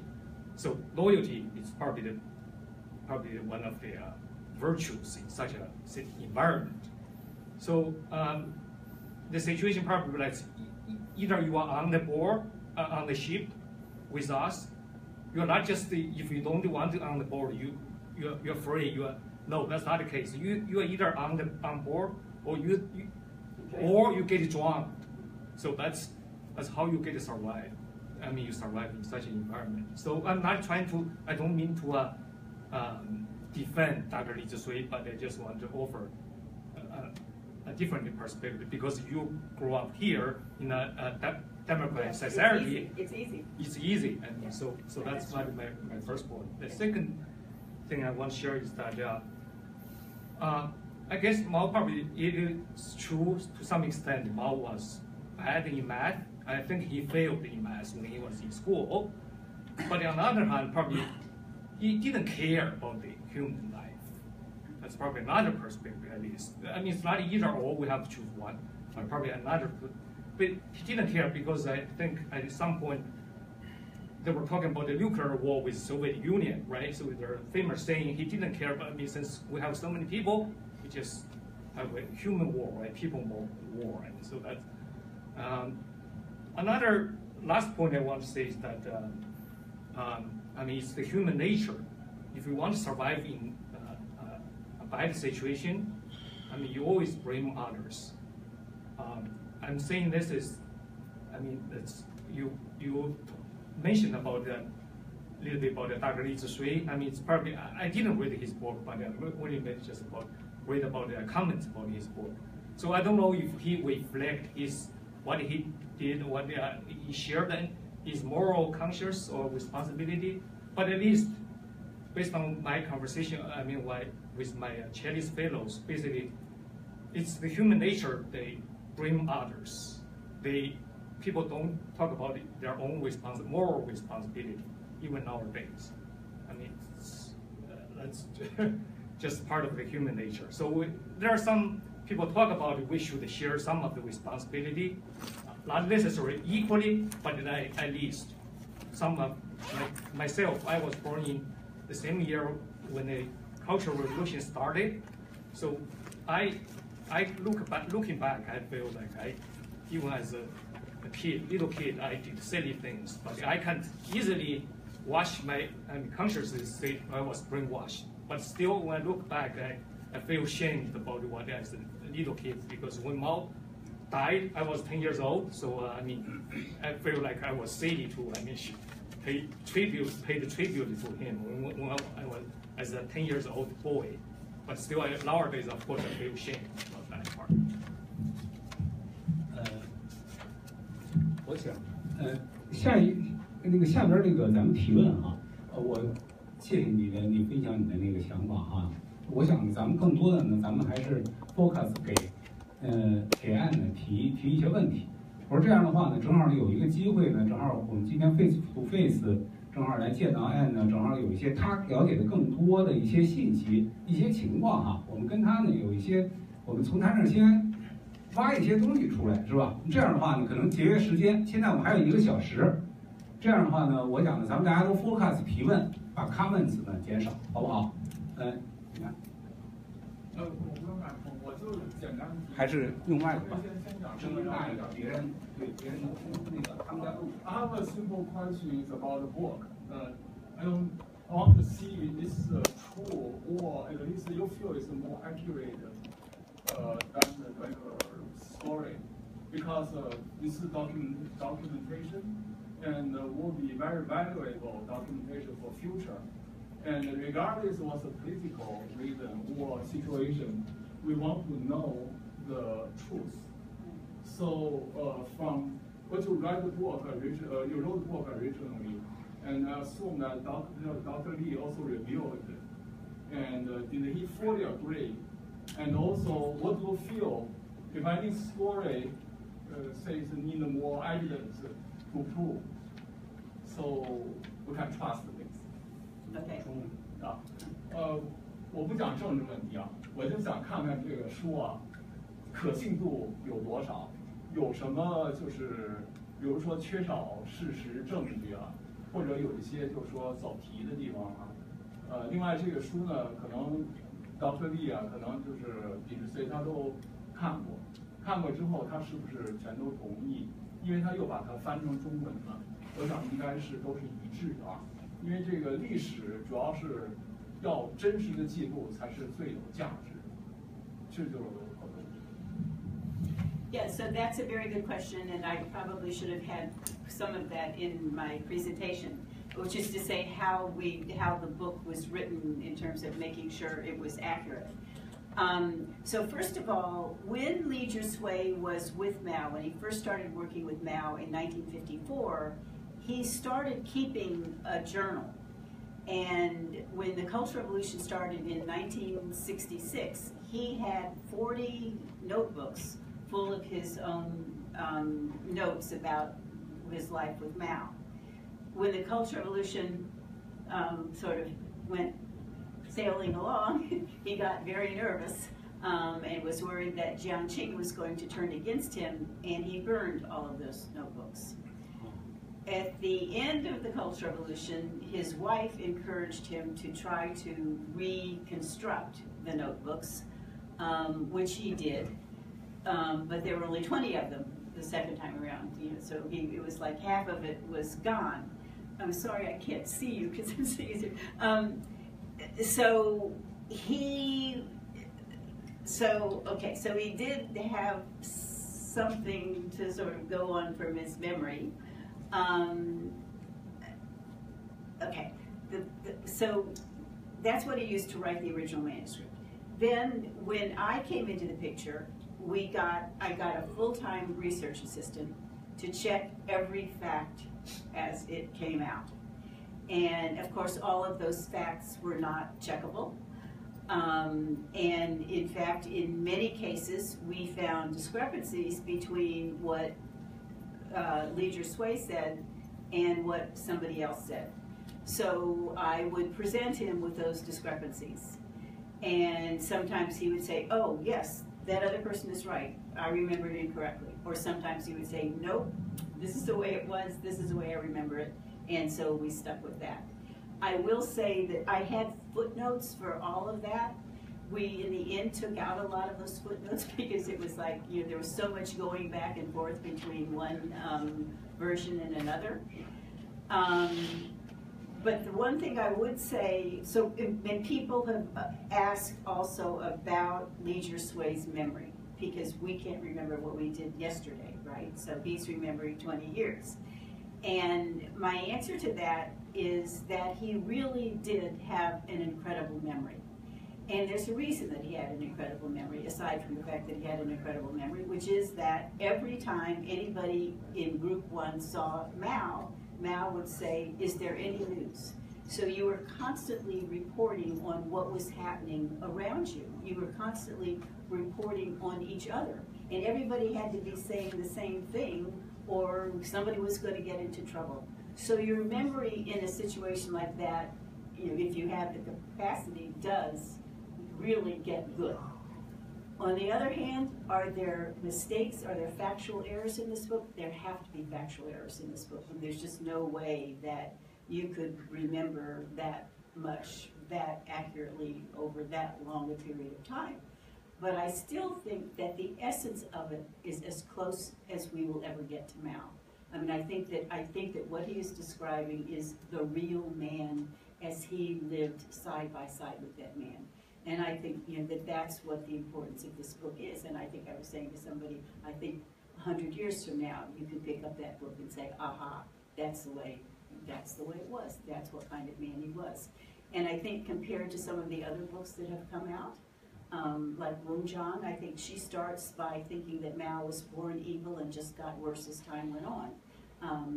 And I think that she draws conclusions about Mao that aren't warranted by the evidence. So, I mean, I still think in terms of really sort of understanding who this man was, that this book is one that's going to last. That's very valuable book. 就是关于这个书的真实性，就是从1954年开始一直担任毛泽东的私人医生，李志绥先生就有记这个日记的习惯，所以到了1966年的时候呢，他已经有40本的这个笔记本是记日记的。当时呢，他的工作就是觉得自己好像是失去了受宠的这种地位，然后他很担心江青反对他，他就不能再就做好这个医生的事情，所以呢，他就烧掉了这个日记。到了文化大革命结束的时候，他的太太就鼓励他说：“哎，你要把这个书虽然烧掉了，你能不能再重建？”然后他的确有这样做，所以呢，他就是把这个重建工作就是做了20本。那不是说他有40本这个日记吗？但是他能够后来重建的就只有20本，所以就有20本没有了。我相信就是说，在我加入这个书的编写工作的时候呢，我有一个全职的工作人员呢，去负责去做这个搜查，还有检索，去验证他所写的一些事情，就是每一项都去核对。但是确实有一些事实是无法再查证前后是有矛盾。当我发现有一些不一致的地方，我会跟李志绥先生说：“哎，您说的是这样，而另外有一个人说是这样子的，那您看呢？”他说：“哎，对，那个人说的才是对的，因为我记错了。但是有一些又有前后矛盾的地方，我再向他求证。他说不，那人错的，我认为事实就这样，我是对的。”有一点，我觉得这个书的真实性高的原因就是他的这个记忆力非常惊人。就是有的人觉得我昨天吃过什么，我今天都已经不记得了。他记忆力怎么样啊？他因为这个真实性跟他记忆力很相关。那作为这个首脑身边1号组身边的人，他每天都会问大家：哎，外面发生什么事情？那么大家要回答的东西是一致的，如果不一致就会有问题，所以他必须得记着每个人说过什么。所以在他工作当中也锻炼了他这个记忆力。除了他本身可能生来记忆力就比别人强，而且在后天的这工作环境当中，他必须锻炼自己有很强的这个记忆力。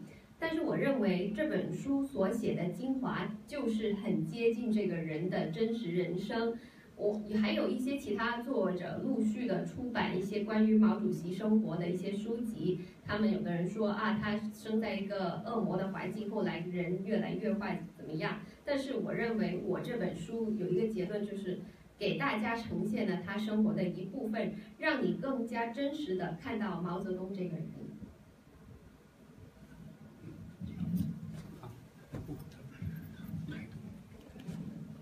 我还真是要说点 comments， 因为呢，这本书是我最喜欢的一本书。我们这个年纪人大家都知道文革当中，我们这个年纪人都喜欢那时候读一本书，叫做《第三帝国兴亡》，上下3本，那就是我们那时候的人的非本。这本书就对我来说就像第三帝国兴亡。这个书好在哪里？我呢，当然我也是个作家，所以我想分享我的一些观点给大家。你看这个英文版和中文版这个中文版的翻译是不对的，它叫回忆录。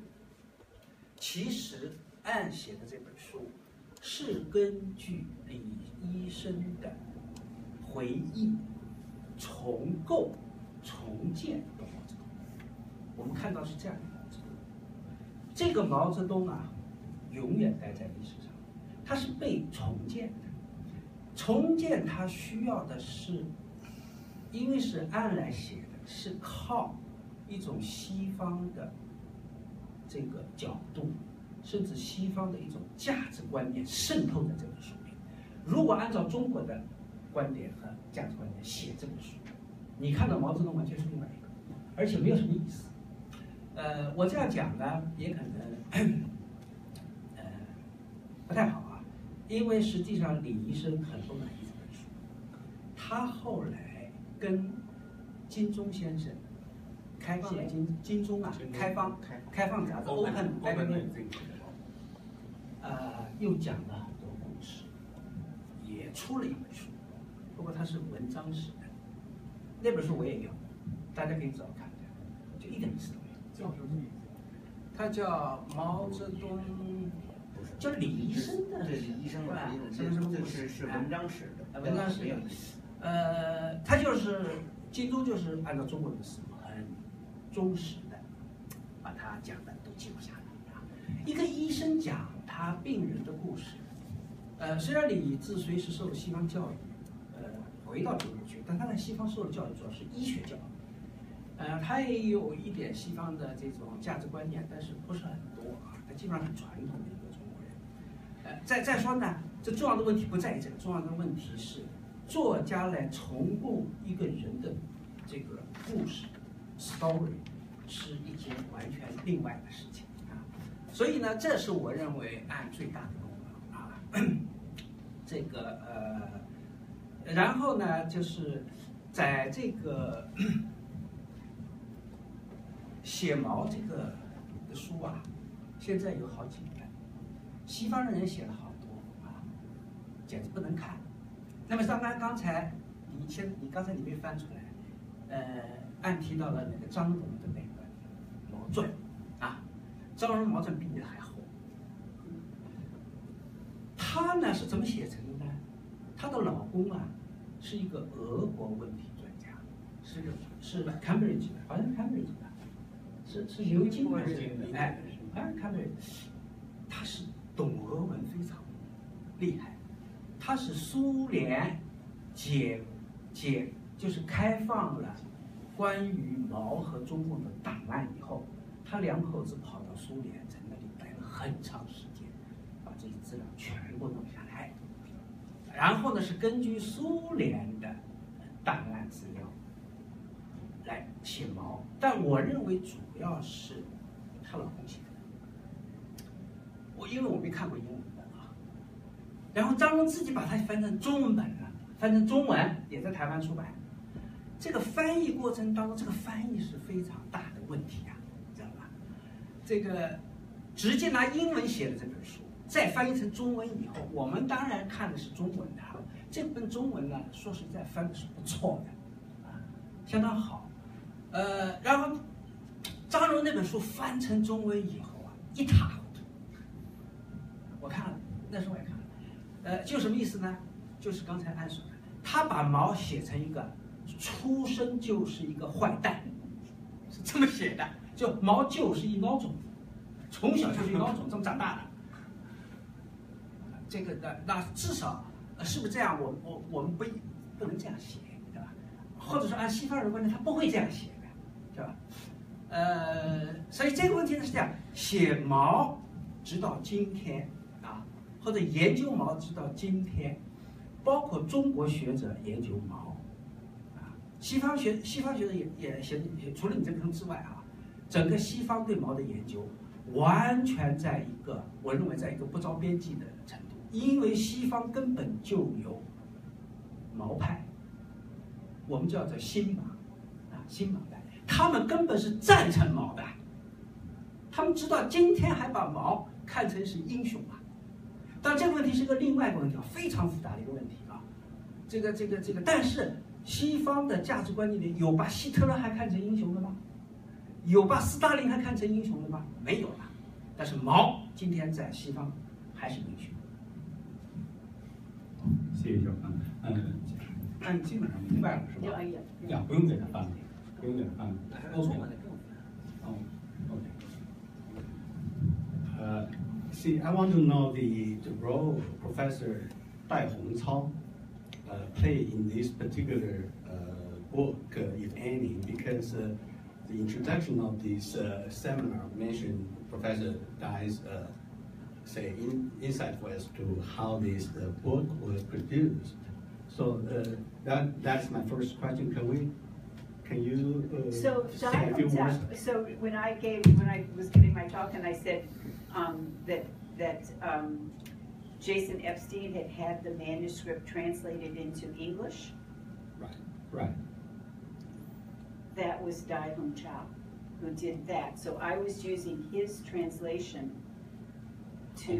as the basic manuscript to interview Dr. Lee. Okay, you can see that after many translations, that things can change very much nuance. Well, no, and it's very confusing because so this book is not really, it's not it's true. It's not translated by him because it's a different book, right?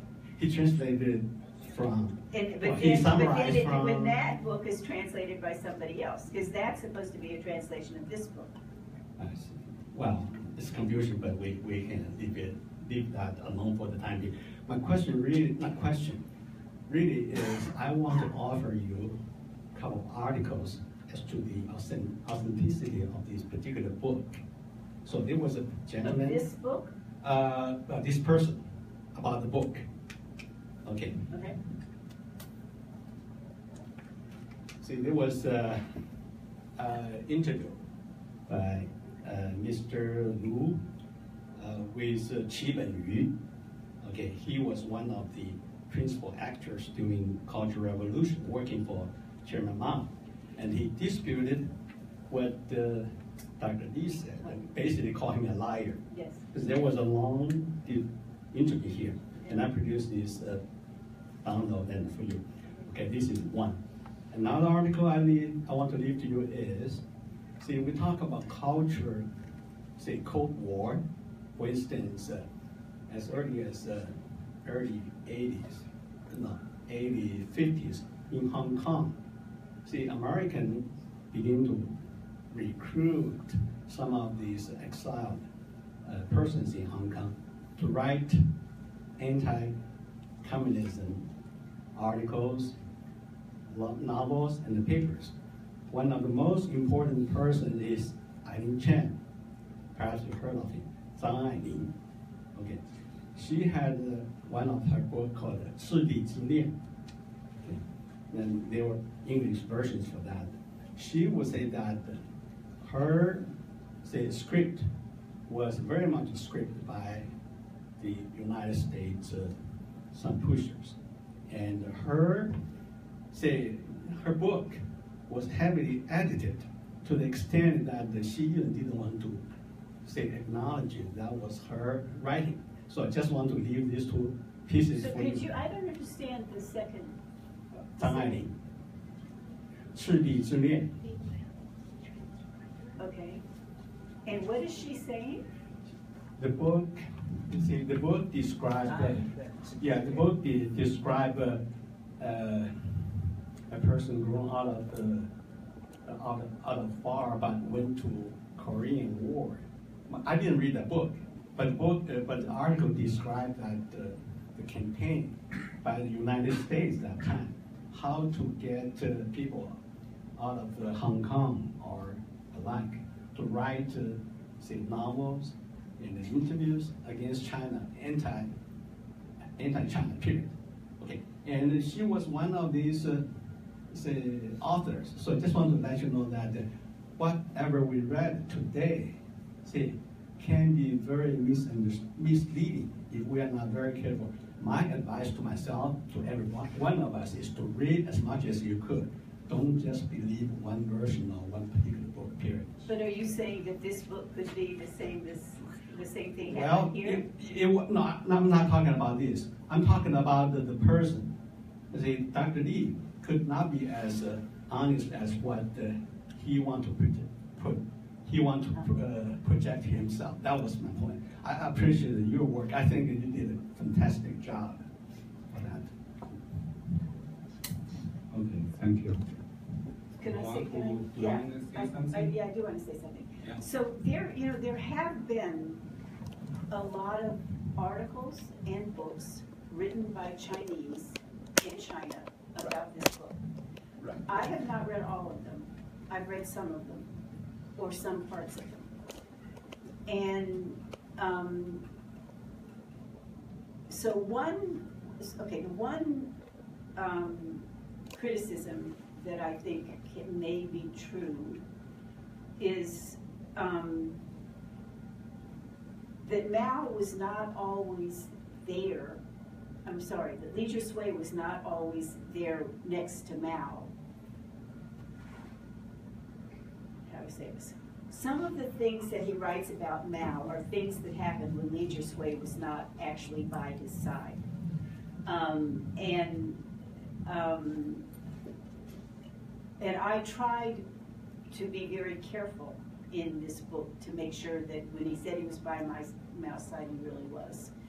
There may be things that slipped in, but he wasn't always claiming that he was there. It was just that he talked about Mao, and so that I think is something that I was trying to pay attention to, but it might not always be clear whether he was there or not there. The other thing is that a lot of the other criticisms are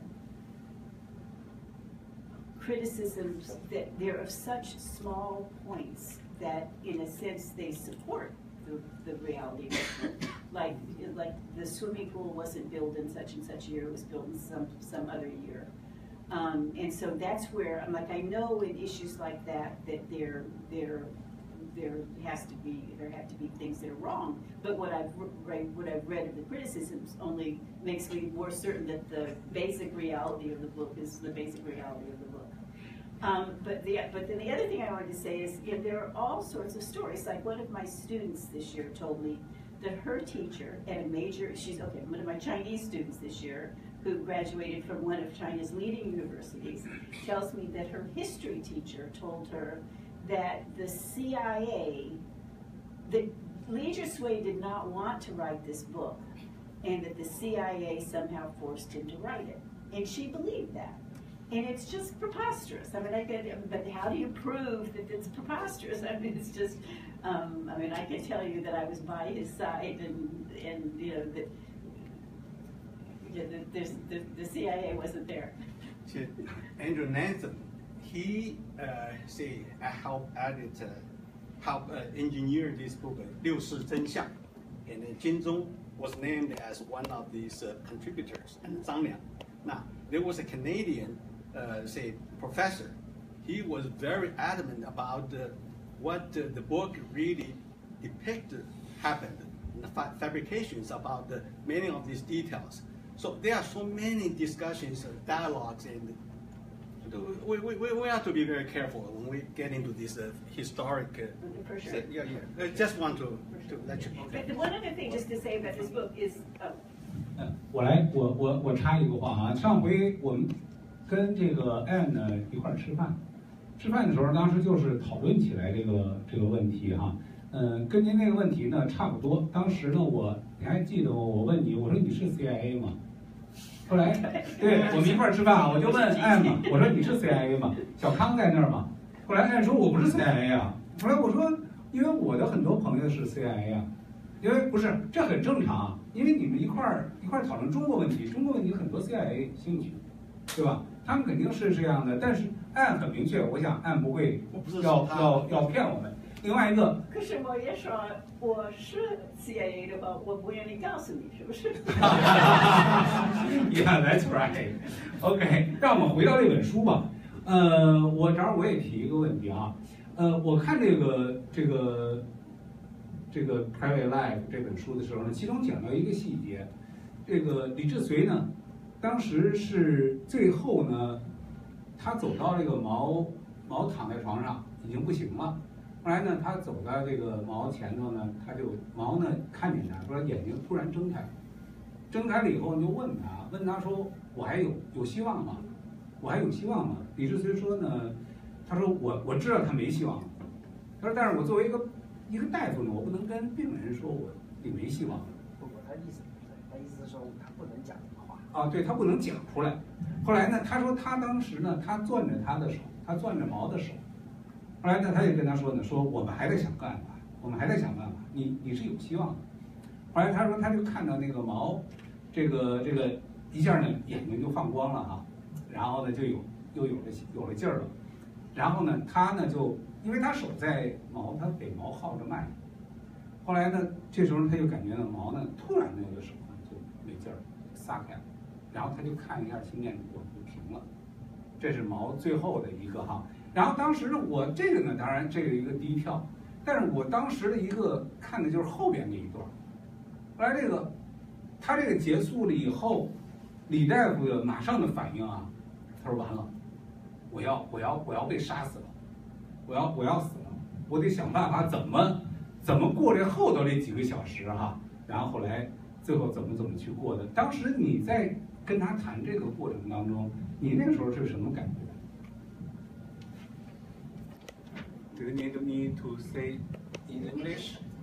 So I just ask, you're saying, what's your feeling when you talk with Dr. Li, talking about the last time of Mao, and he said, "Oh my God, I will be killed." Yes, I so will he be said, "What's executed." going to happen Yeah, to what? me?" Is what Yes. he said is what's going to Yeah, happen to me. I mean, in that time, what you feeling when you face to face with? Well, but I asked him why he was what he was concerned about, and what he said, and I actually don't know this story, but is that when Stalin died, his doctors got in trouble for letting him die, and that was not unrealistic to think. I mean, it wasn't unrealistic to think that would happen in China, and among other things, when we did have this conversation, is that people believed when you said Mao Zedong Wan Sui that Mao was going to live to be 10,000 years old. I mean, not literally, but literally, people did not believe that Mao could die. He wasn't supposed to die. And there's a lot of supporting evidence for that. And like I think if you, in the Mao years, there's an interview with somebody, and she goes in to help teach Mao English or something like that, and Mao's just really not well. But the press is still saying, Chairman Mao is healthy, he's going to live to be 10,000 years. So, you know, if you let the guy that's supposed to live 10,000 years die, you're going to be in trouble. So, I mean, that was really the way I interpreted it. I also thought it was very self-serving, like, you know, what's going to happen to me? You know, not, okay, the world's great leaders died, what are we going to do? But the world's great leaders died, and what am I going to do? What's going to happen to me? Does that make sense? Yes. 好，就是说当时这个李医生就担心，哎呀，毛主席走了，我是不是也会死啊，或者有什么问题？当时我问他的时候呢，他说，我说你担心什么呀？这个好像不大现实。他说，斯大林死的时候呢，他的医生也出事了，因为他说你这个医术不好，你怎么能让这么伟大的人死掉？你不去治他，让他活呢？所以我就担心自己也会重蹈覆辙。然后当时呢，就是大家都说毛主席万岁，那么他应该是能够活上10000岁，永远的活着。人们就可能不相信，怎么这一下子人就走了？当时你看这个纪录片里边，就是说，毛主席的英文老师就说，其实他当时已经病得很严重了，可是呢，外面的新闻报纸还说他现在毛主席很健康，活得很快乐，他一定会万寿无疆的。所以这个就是说，在我的解读来看，这是自己个人的想法。作为医生，他担心自己的这个事情有他的道理，就是一个伟人死了，他就想到那我怎么办？我会不会有事？我是这样理解。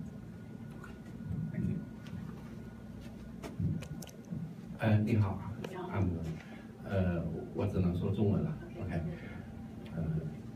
我在中国就读过这一本书，然后呢，刚刚张荣写的那一本，关于他一家3代这个女性，还有专业写毛的，我都读过。那么，我就算是，就是说站在大陆的一个视角来询问一下您。我举一个例子啊，您这本书里面曾经写到一个细节。李医生和毛泽东在看一个杂技表演的时候，一个孩子突然从高空摔到了地上。那么当时书中是这样描述的：说毛面无表情。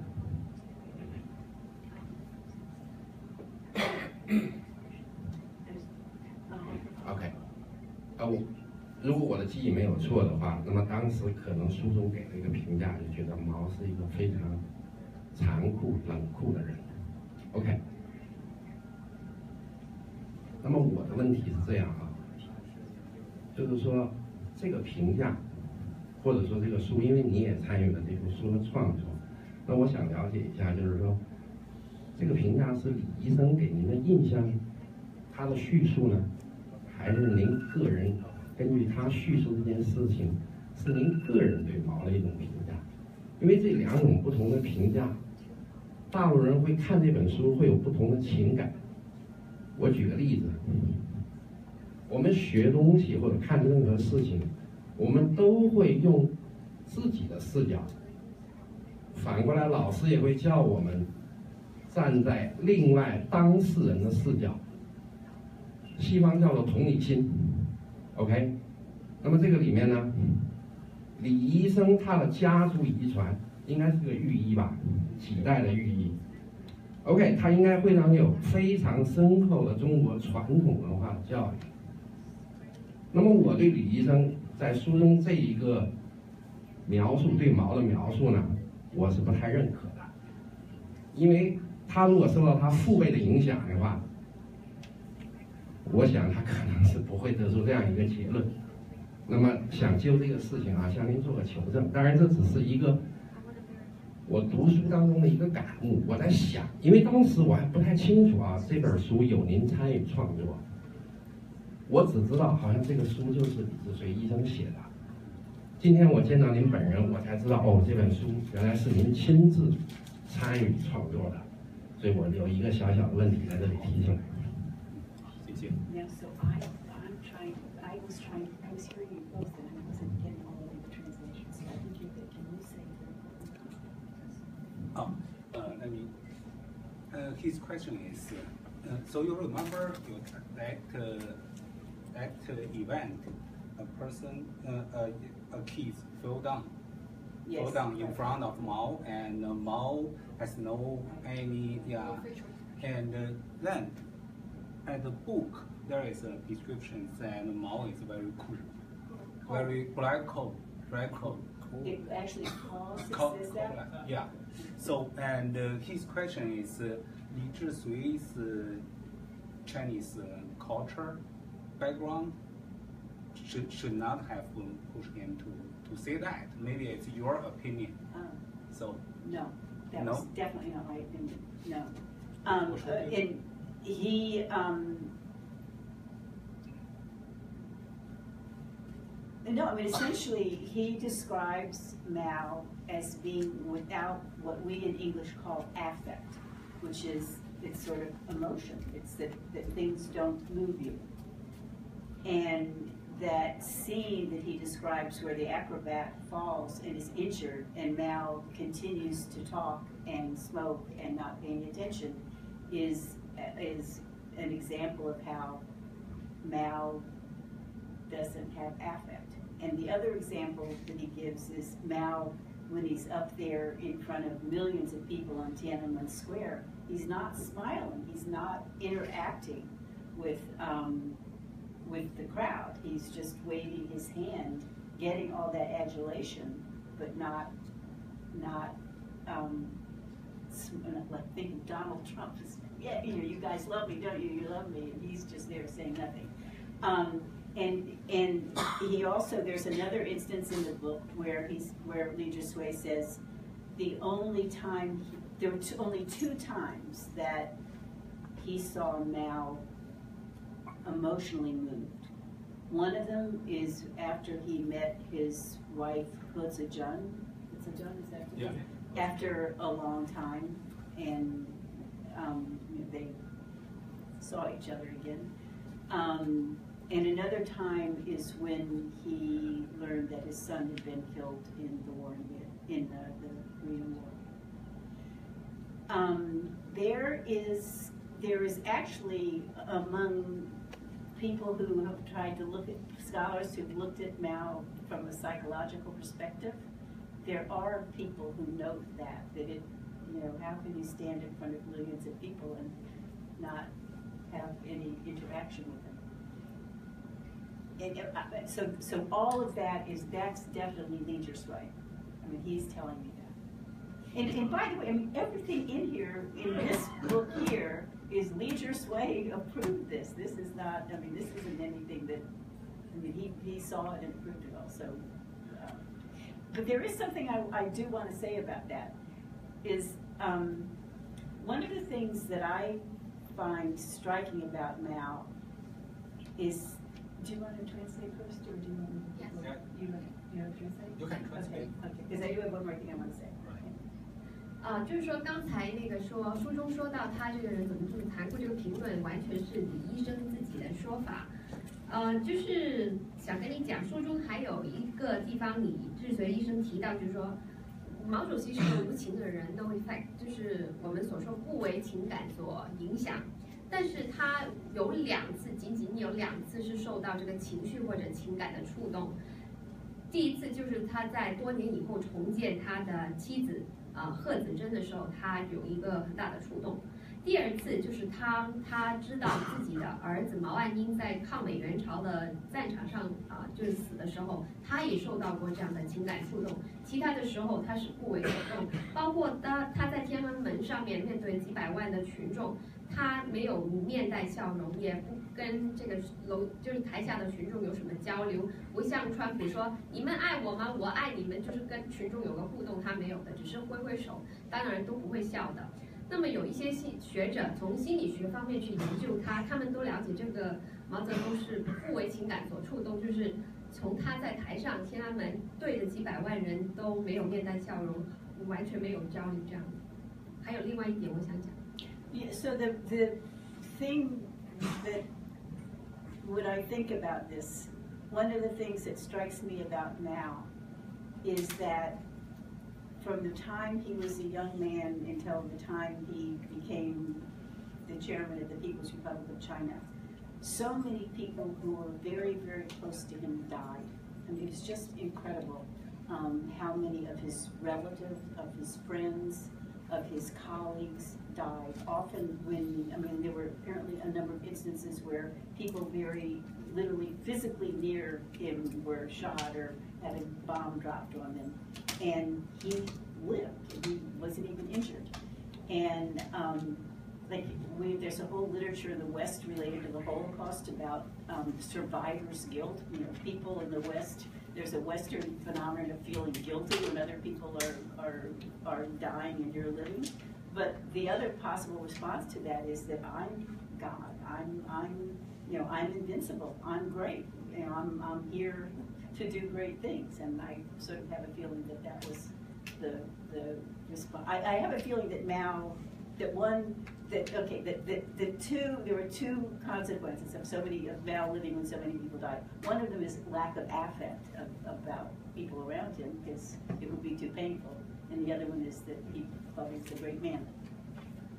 就是有一点我想补充一下，就是说，毛泽东从他年轻一直到他后来成为主席，他这么多年以来经历过很多的这个人事变迁，包括身边很亲近的人一个一个死去，亲人啊、朋友啊、战友，包括有时候比方说打战，一个流弹过来，就是把他跟他就是并排坐的那个战友打死了，可是他是幸存下来。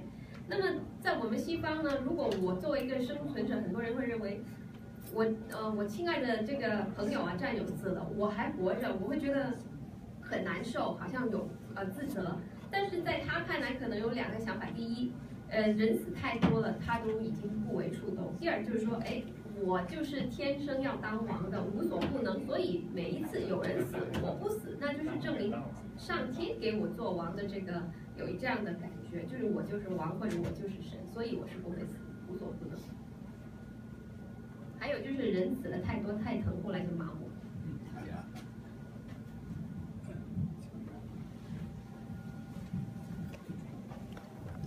你好，刚才听到一些问题围绕着实际上是在对 question the truth whether Dr. Li was telling the truth. There are several aspects. One is whether he was under pressure, CIA or something. The other thing was whether he was not remembering right. So, to me, it is really both. Prove the authenticity of the book, authenticity that he was not under pressure and he had an incredible memory. The third thing, there's a question about his motivation. Of course, everyone has prejudice, may have his own interest or intention, you can always question from day and night. But the ultimate truth, well, actually, in every aspect, you can't have the whole truth. Then what you need to do is to cross-reference with what other people said. And my question would be that you said that during the writing of the book, the assistant cross-reference a lot of things. But what other books or articles you recommend to cross-reference what Dr. Li said? I think that will be a better way of disputing Dr. Li's or approve or disapprove Dr. Li's intentionally like what that gentleman said, try to express that Dr. Li intentionally lied to fabricate stories. So I think I'm not quite understanding what you mean. Okay. So you understand that we had the research assistant checking everything that we could, but then you're saying that there's something else that we should have done too? No. What I'm saying is that what are the books or references or documents you cross-reference then, and what are the documents, books, or references that could have been referenced afterward, since the written of the book. Thank you. Yeah.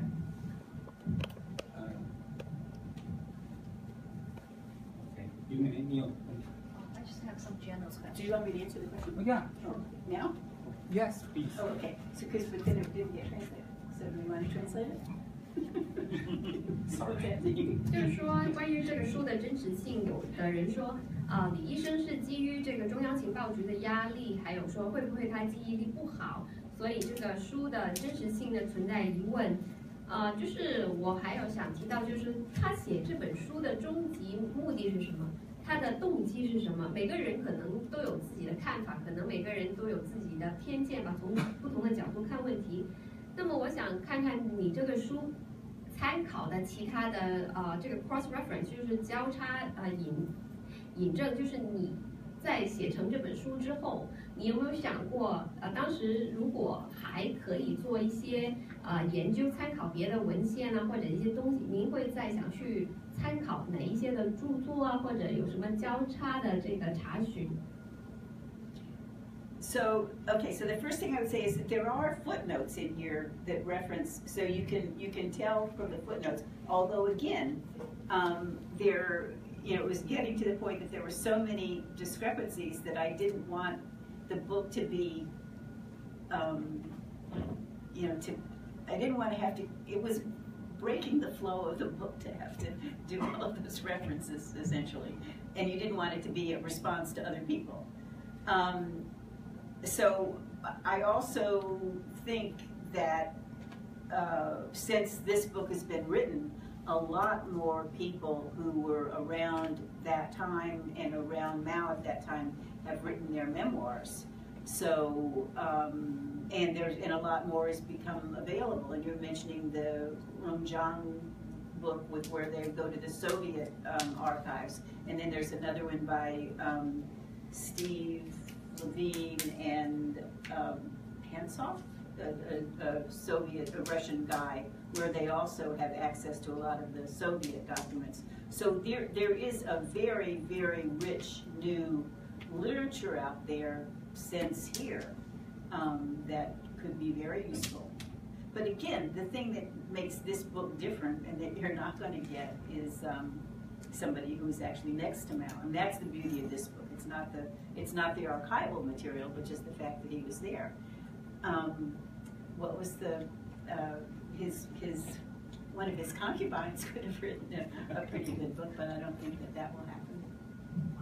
就是说我也有这个交叉的引证，我当时你可以，如果说你看这本书有很多的角注，就是说出处在哪里，我参考了什么东西，但是呢，这个不同的参考其实它们出入也很大。所以，如果我要花很多的时间去比较每一个我参考的地方，究竟哪一个更好，另一个是正确的话，那我的工作量就无法想象了，就是整个就会拖延整本书的这个著作。另外呢，我想讲啊，这个书出来之后，其实前前后后也有很多人去写关于毛泽东的事情，包括很多人出回忆录啊，也有包括他身边的一些人呢。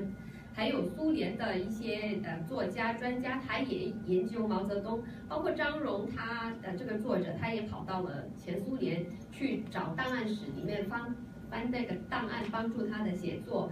所以呢，如果说要找这种资料啊，是非常丰富的这种文学啊，还有一些这个档案。我觉得我这本书跟其他作者的书的最大不同之处，就是说我有一个很好的一个这个怎么说呢？一个证据来源就是一个最接近毛泽东的人，然后使得我的这本书跟他们。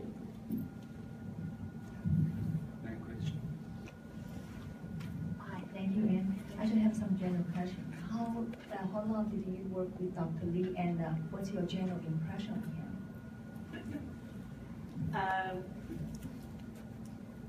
我想问一个一般性问题，请问您跟李医生一起工作有大概多长时间？还有你个人对他的一个总体印象如何？ So I first met him in, it must have been 1991 or late 1990. And the book came out in 1994 or 5? 4. Yeah, so 4 years. It was a long time. It was a very long time. But you know, it takes a long time to do the interviewing, it takes a long time to do the writing, and it takes a long time to finally get it published. So it was quite a long time. So my impressions of Dr. Li, it ended very badly with Dr. Li because, you know, I had expected that I would be given equal billing on the cover, and I wasn't, and I was devastated. I just really was devastated. So I had no contact with him. Well, actually, A, I had no contact with him after the book came out. B, he died very shortly after the book came out. And by the way, about that, there are also lots of stories. You know, there are people who, I can't tell you how many times I've been asked, did the Chinese kill him for writing the book? And my answer is no, they didn't. And I think, you know, I realized he was 72 years old, which now seems young to me, but he had been, you know, he'd not been active. He had, and then all of a sudden this book comes out and he's traveling around and he's giving talks. And he had a heart attack. And he died. And, you know, I was certainly surprised, but when you think about it, it's not that unusual. And I think also his work was done, his life's work was done. What about your impression, yeah, like personality? 他个性呢？ Do you want to talk something about his characteristic, personality, or something? Well, I mean, I've said something about it. You know, I mean, it's, you know, again, if you have spent 22 years next to the dictator, and you know, it just you're not the same person you would have been if you hadn't spent 22 years. Could you give us some example? If you like to share. So no, I mean, there's no. I mean, I don't know what there is. There's no particular example. I mean, I will say that I think the book was sort of self-serving. Self-serving. 首先 That was good comment. Yeah. 回答就是说，您跟李医生有一起工作多久？就是我第一次见他的时候，应该是在1991年或许说1990年的年末也行。这样说，这本书的成型是在1994年，那么这段时间就4年吧，也算是挺长的一段时间跟他在一起，就是不停有采访啊，然后我要写作这个工作，然后后来要出版大量的工作。那么呢，问我对他的这个一般的总体印象，我觉得我因为这个书我没有得到一个公平的对待，我没有，就是他们没有把我列在跟他同样的一个作者地位，我觉得对我来说是一个个人非常大的一个打击，就像毁灭性的打击。然后当中呢，还有就是说，在这本书成了之后，我没有跟他再有什么联系。其中有一个原因就是他这个书出来不久他就死了。很多人就问我说：“哎，你是不是认为是中国派什么特工或者中国方面就是把他杀了？”但我不这么认为，因为你想，当时他走的时候已经72岁，我们今天看来72岁好像是很稀松平常，随便活都有72岁，但是那个年代可能72岁已经算是年纪比较大。另外呢，他已经长期没有这个进行体育锻炼，没有锻炼身体。当然，这个书出来之后呢，他就去到处的就巡讲，因为经常要旅游去给大家做演讲嘛。那当时就有心脏病这个发作就走了。我觉得这个不出奇，虽然说对我个人来讲还是挺吃惊的，但是这个并不算很意外，因为他长期缺乏锻炼，而且加上年纪大。当然后面会问到您觉得他个人个性如何，能不能对他的性格啊、个性方面讲讲您的印象，就是说能不能给一些具体的例子说说。那么教授的回答是这样子，我没有一些很具体的这个例子能够拿出来跟大家讲，但是我想讲的就是，你如果跟一个独裁者相处22年，跟他一起工作，你不再是以前22年前的那个你。然后我觉得这本书是自然而成，是自己形成 self-serving。Self-serving doesn't mean 自我形成。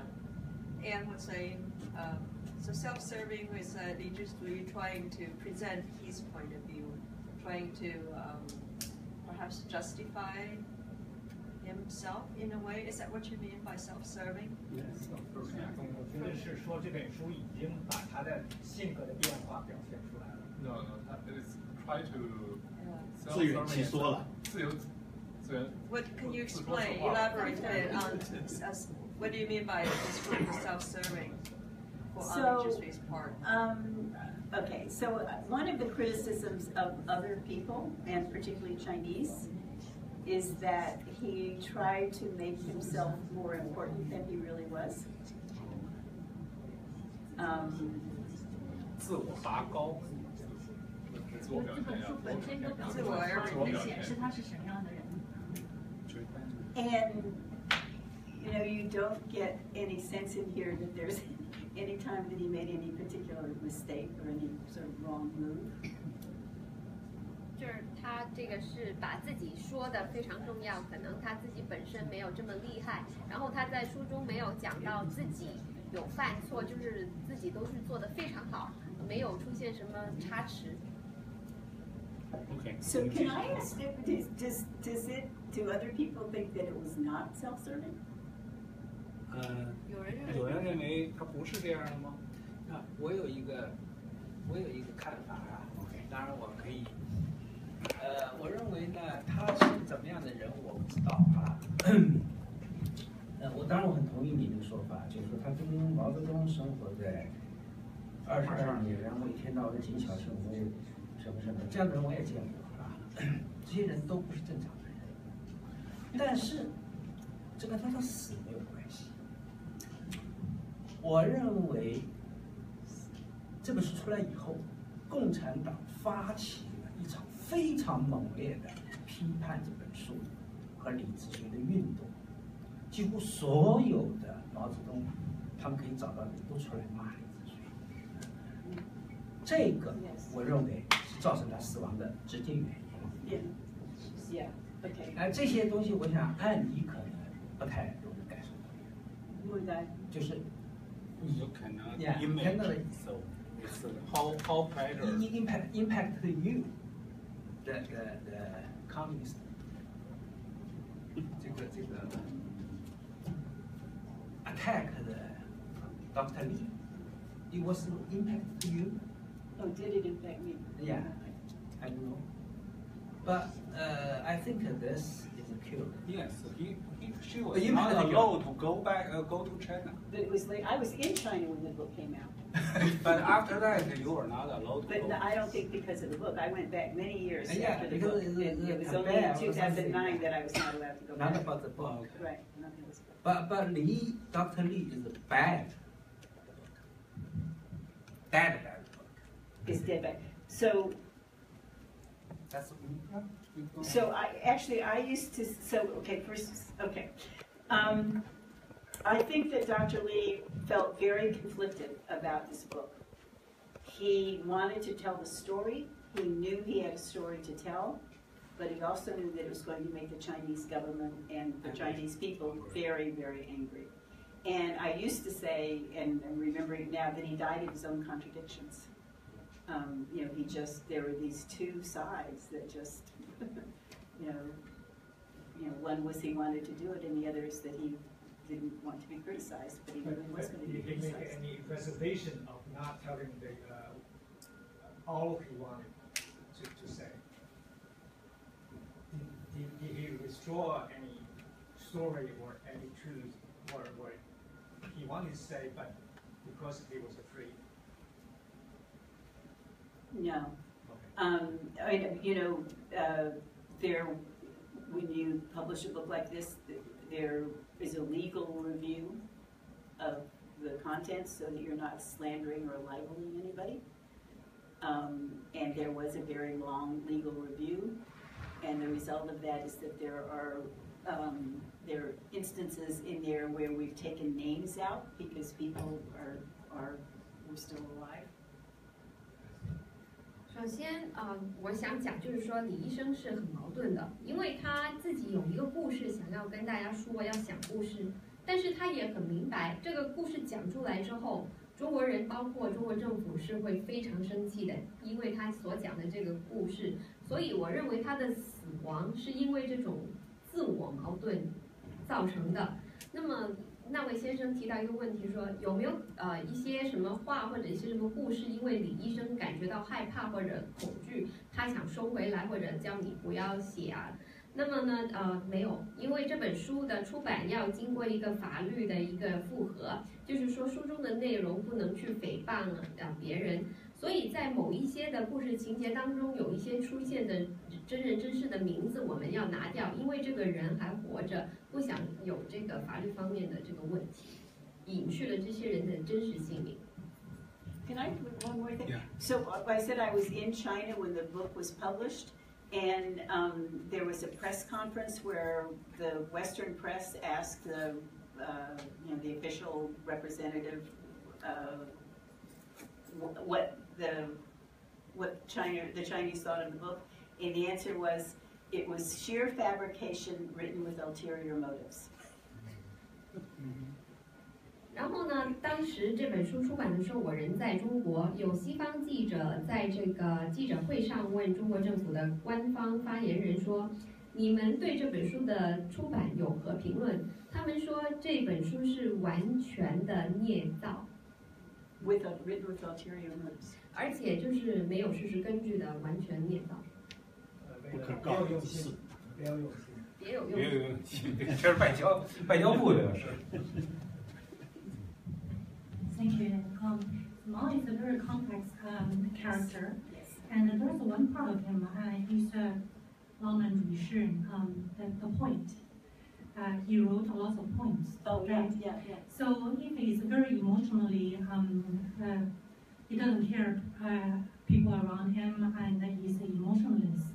Like you mentioned, he didn't wave to the crowd, and he's basically emotionally about people dying around him. So then what is the inspiration for him to write the poems? So is there any impression when you were talking to Dr. Lee? So I think virtually everybody, the one thing people seem to agree about Mao is that he was a good poet. But it's very hard for me to, I don't know how to judge his poetry. But I also wonder whether, it seems to me that the poems that I do know are not about people and love.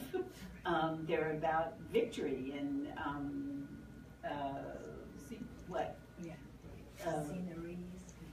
and scenery, yeah. Ambitious. Huh? Ambitious. Ambition. Oh, very. Yeah, like, so President Nixon quoted one of Chairman Mao's poems, which it ended, seize the hour, seize the time, something like that, you know, on and on to greater victory. Hitler was an artist too. He wrote 我是骄阳军师柳，那个是完全是感情的那个，他绝对是一个有这个感情的。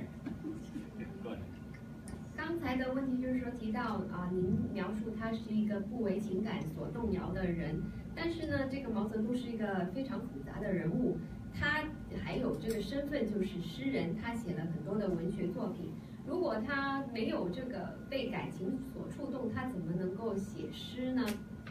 那教授的回答就是说，这个我对他的诗的了解不是很多，但是他多数写的东西是并非与人或爱相关，而是与胜利啊、野心、事业这一类型相关。比方说他见到尼克松的时候，他都有强调说你要抓住时机啊，干一番事业这种类型的。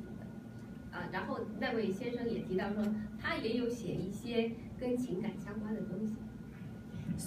But by the way, I really agree with you that he was a very complex person, and I think that I mean I do think that he comes across as being complex here. I think that that's the problem with some of the other books that they don't see Mao as being very complex. But did Dr. Lee mention any this part of him, like his inspiration type of thing? What inspired? Did Dr. Lee mention that? You mean as in the poetry? What inspired him, like during his observation, the times he spent? I don't think you know.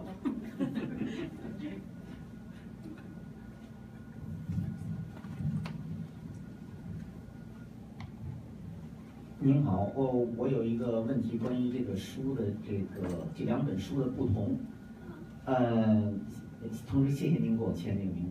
那个听了您的这个今天的这个讲座呢，我有一个感觉，我想您这本书呢，更像一个口述历史。可是呢，在这本翻译的中文书里头呢，您的这个 title 呢是assistant editor， 所以呢，这里头有很大的这个不同。我想就是要是一种口述历史的话呢，会是一种非常有价值的，然后呢，这个有创造性的，比如说像那个李宗仁回忆录，这在中国人的这个圈子里头都是很有影响的书。那但是这本书我到今天才能够想到，您这本书是跟这个口述历史很相近的一类，但是从这个翻译上根本没有想到，您是等于是在一种再创作，因为呢，在这里头翻译中翻英也好，英翻中也好，没有这种您在这个里面的再创作的这个功效在里面。我想请您问问您有什么看法？ So I want to make sure I understand.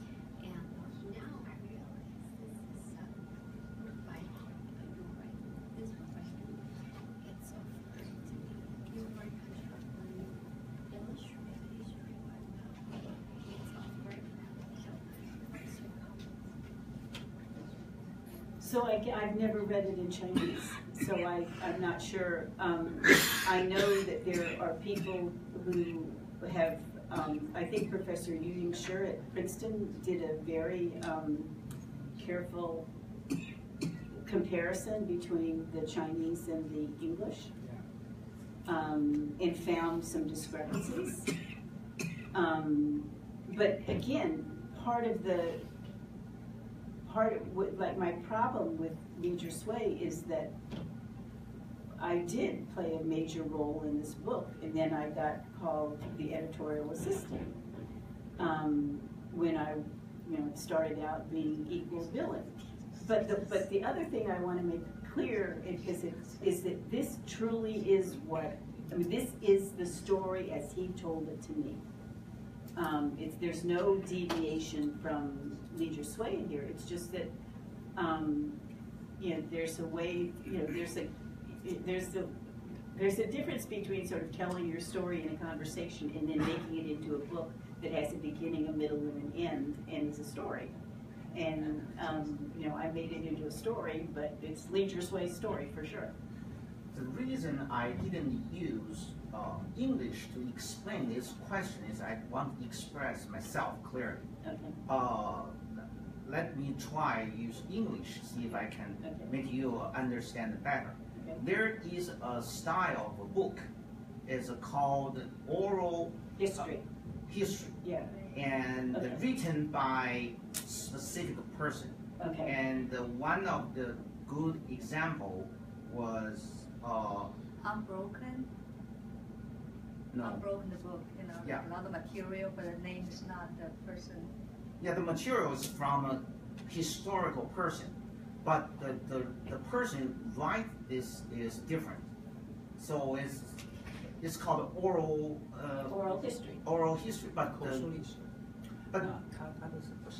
so that's what I thought was this. That's why I'm using Chinese to explain my question. He created a story, not The facts， 事实是李志绥的，the facts 是李志绥的 story， 然后他呢是 Anne 把它 reorganize。No, translated into Chinese. Who translated it? Whoever that guy is. There's the translator. No, it's not on here. It's not on there. Not on here.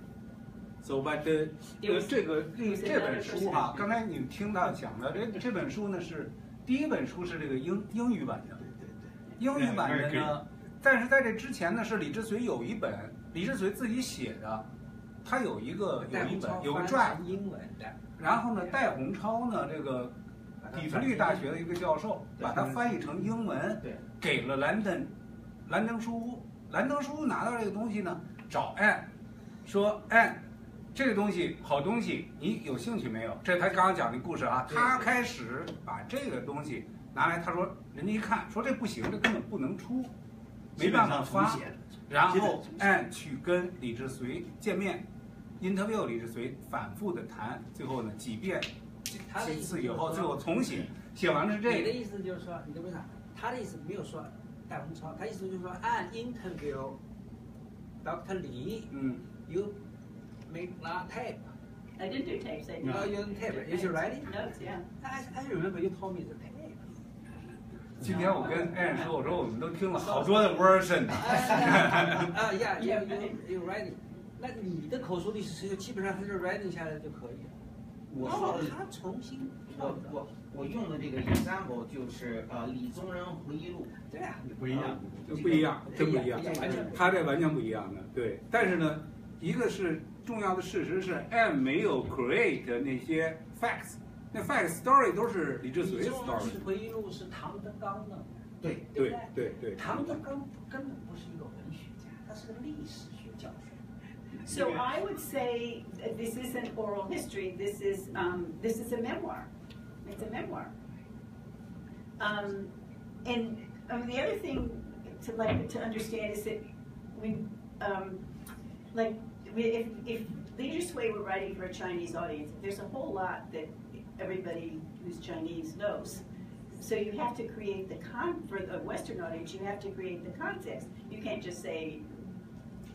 You have to describe what was happening at the time and put it all in context in order for a Westerner to read it. Because 你是向西方读者来写这本书，他的对象是西方读者，不是中国人，最大不同就在这儿。Yes, that's true too. 但是翻译成中文以后，又是对中文读者，所以里面有没有更多的 twist 或者更多的 mistranslation？ 那他讲了嘛，余先生、余应时先生，普林斯顿大学余应先生是他翻译的吗？没有，普林斯顿大学余应先生做了非常详细的对照，发现余先生那Professor 余也 told me 的 ，OK， 所以他发现台湾时报出版社出的删掉了一些。啊，这就 that was a story。但是他没有跟我讲删掉的是什么。Precisely. See, the details that was in the details. How exactly it was translated into Chinese. That was subject to all kind of debate and discussion. Period. And where's the original Dr. Lee's manuscript? Is it still at Random House, or who has it? Random House has the. It's in my basement. Serious? Really? Yeah, of course, basement. Okay. Well, Random House may still have it too. It was a copy that I got, right? Random House had its copy. Are you allowed to publish the original? No, that would have to be Dr. Lee's. Cool. It would have to be his copyright, right? It's his. Yeah. That the original one of that is his. Are you in touch with his children? You know, that's an interesting question. One of his grandson. So here in the back of the book, it says grandson, and his grandson contacted me a couple of years ago by email at a time when I was just really, really busy. And I said, get back to me later, and he hasn't. And I was thinking of that as, but again, this thing did not end well. So, what did he say? What he wanted the contact to be about?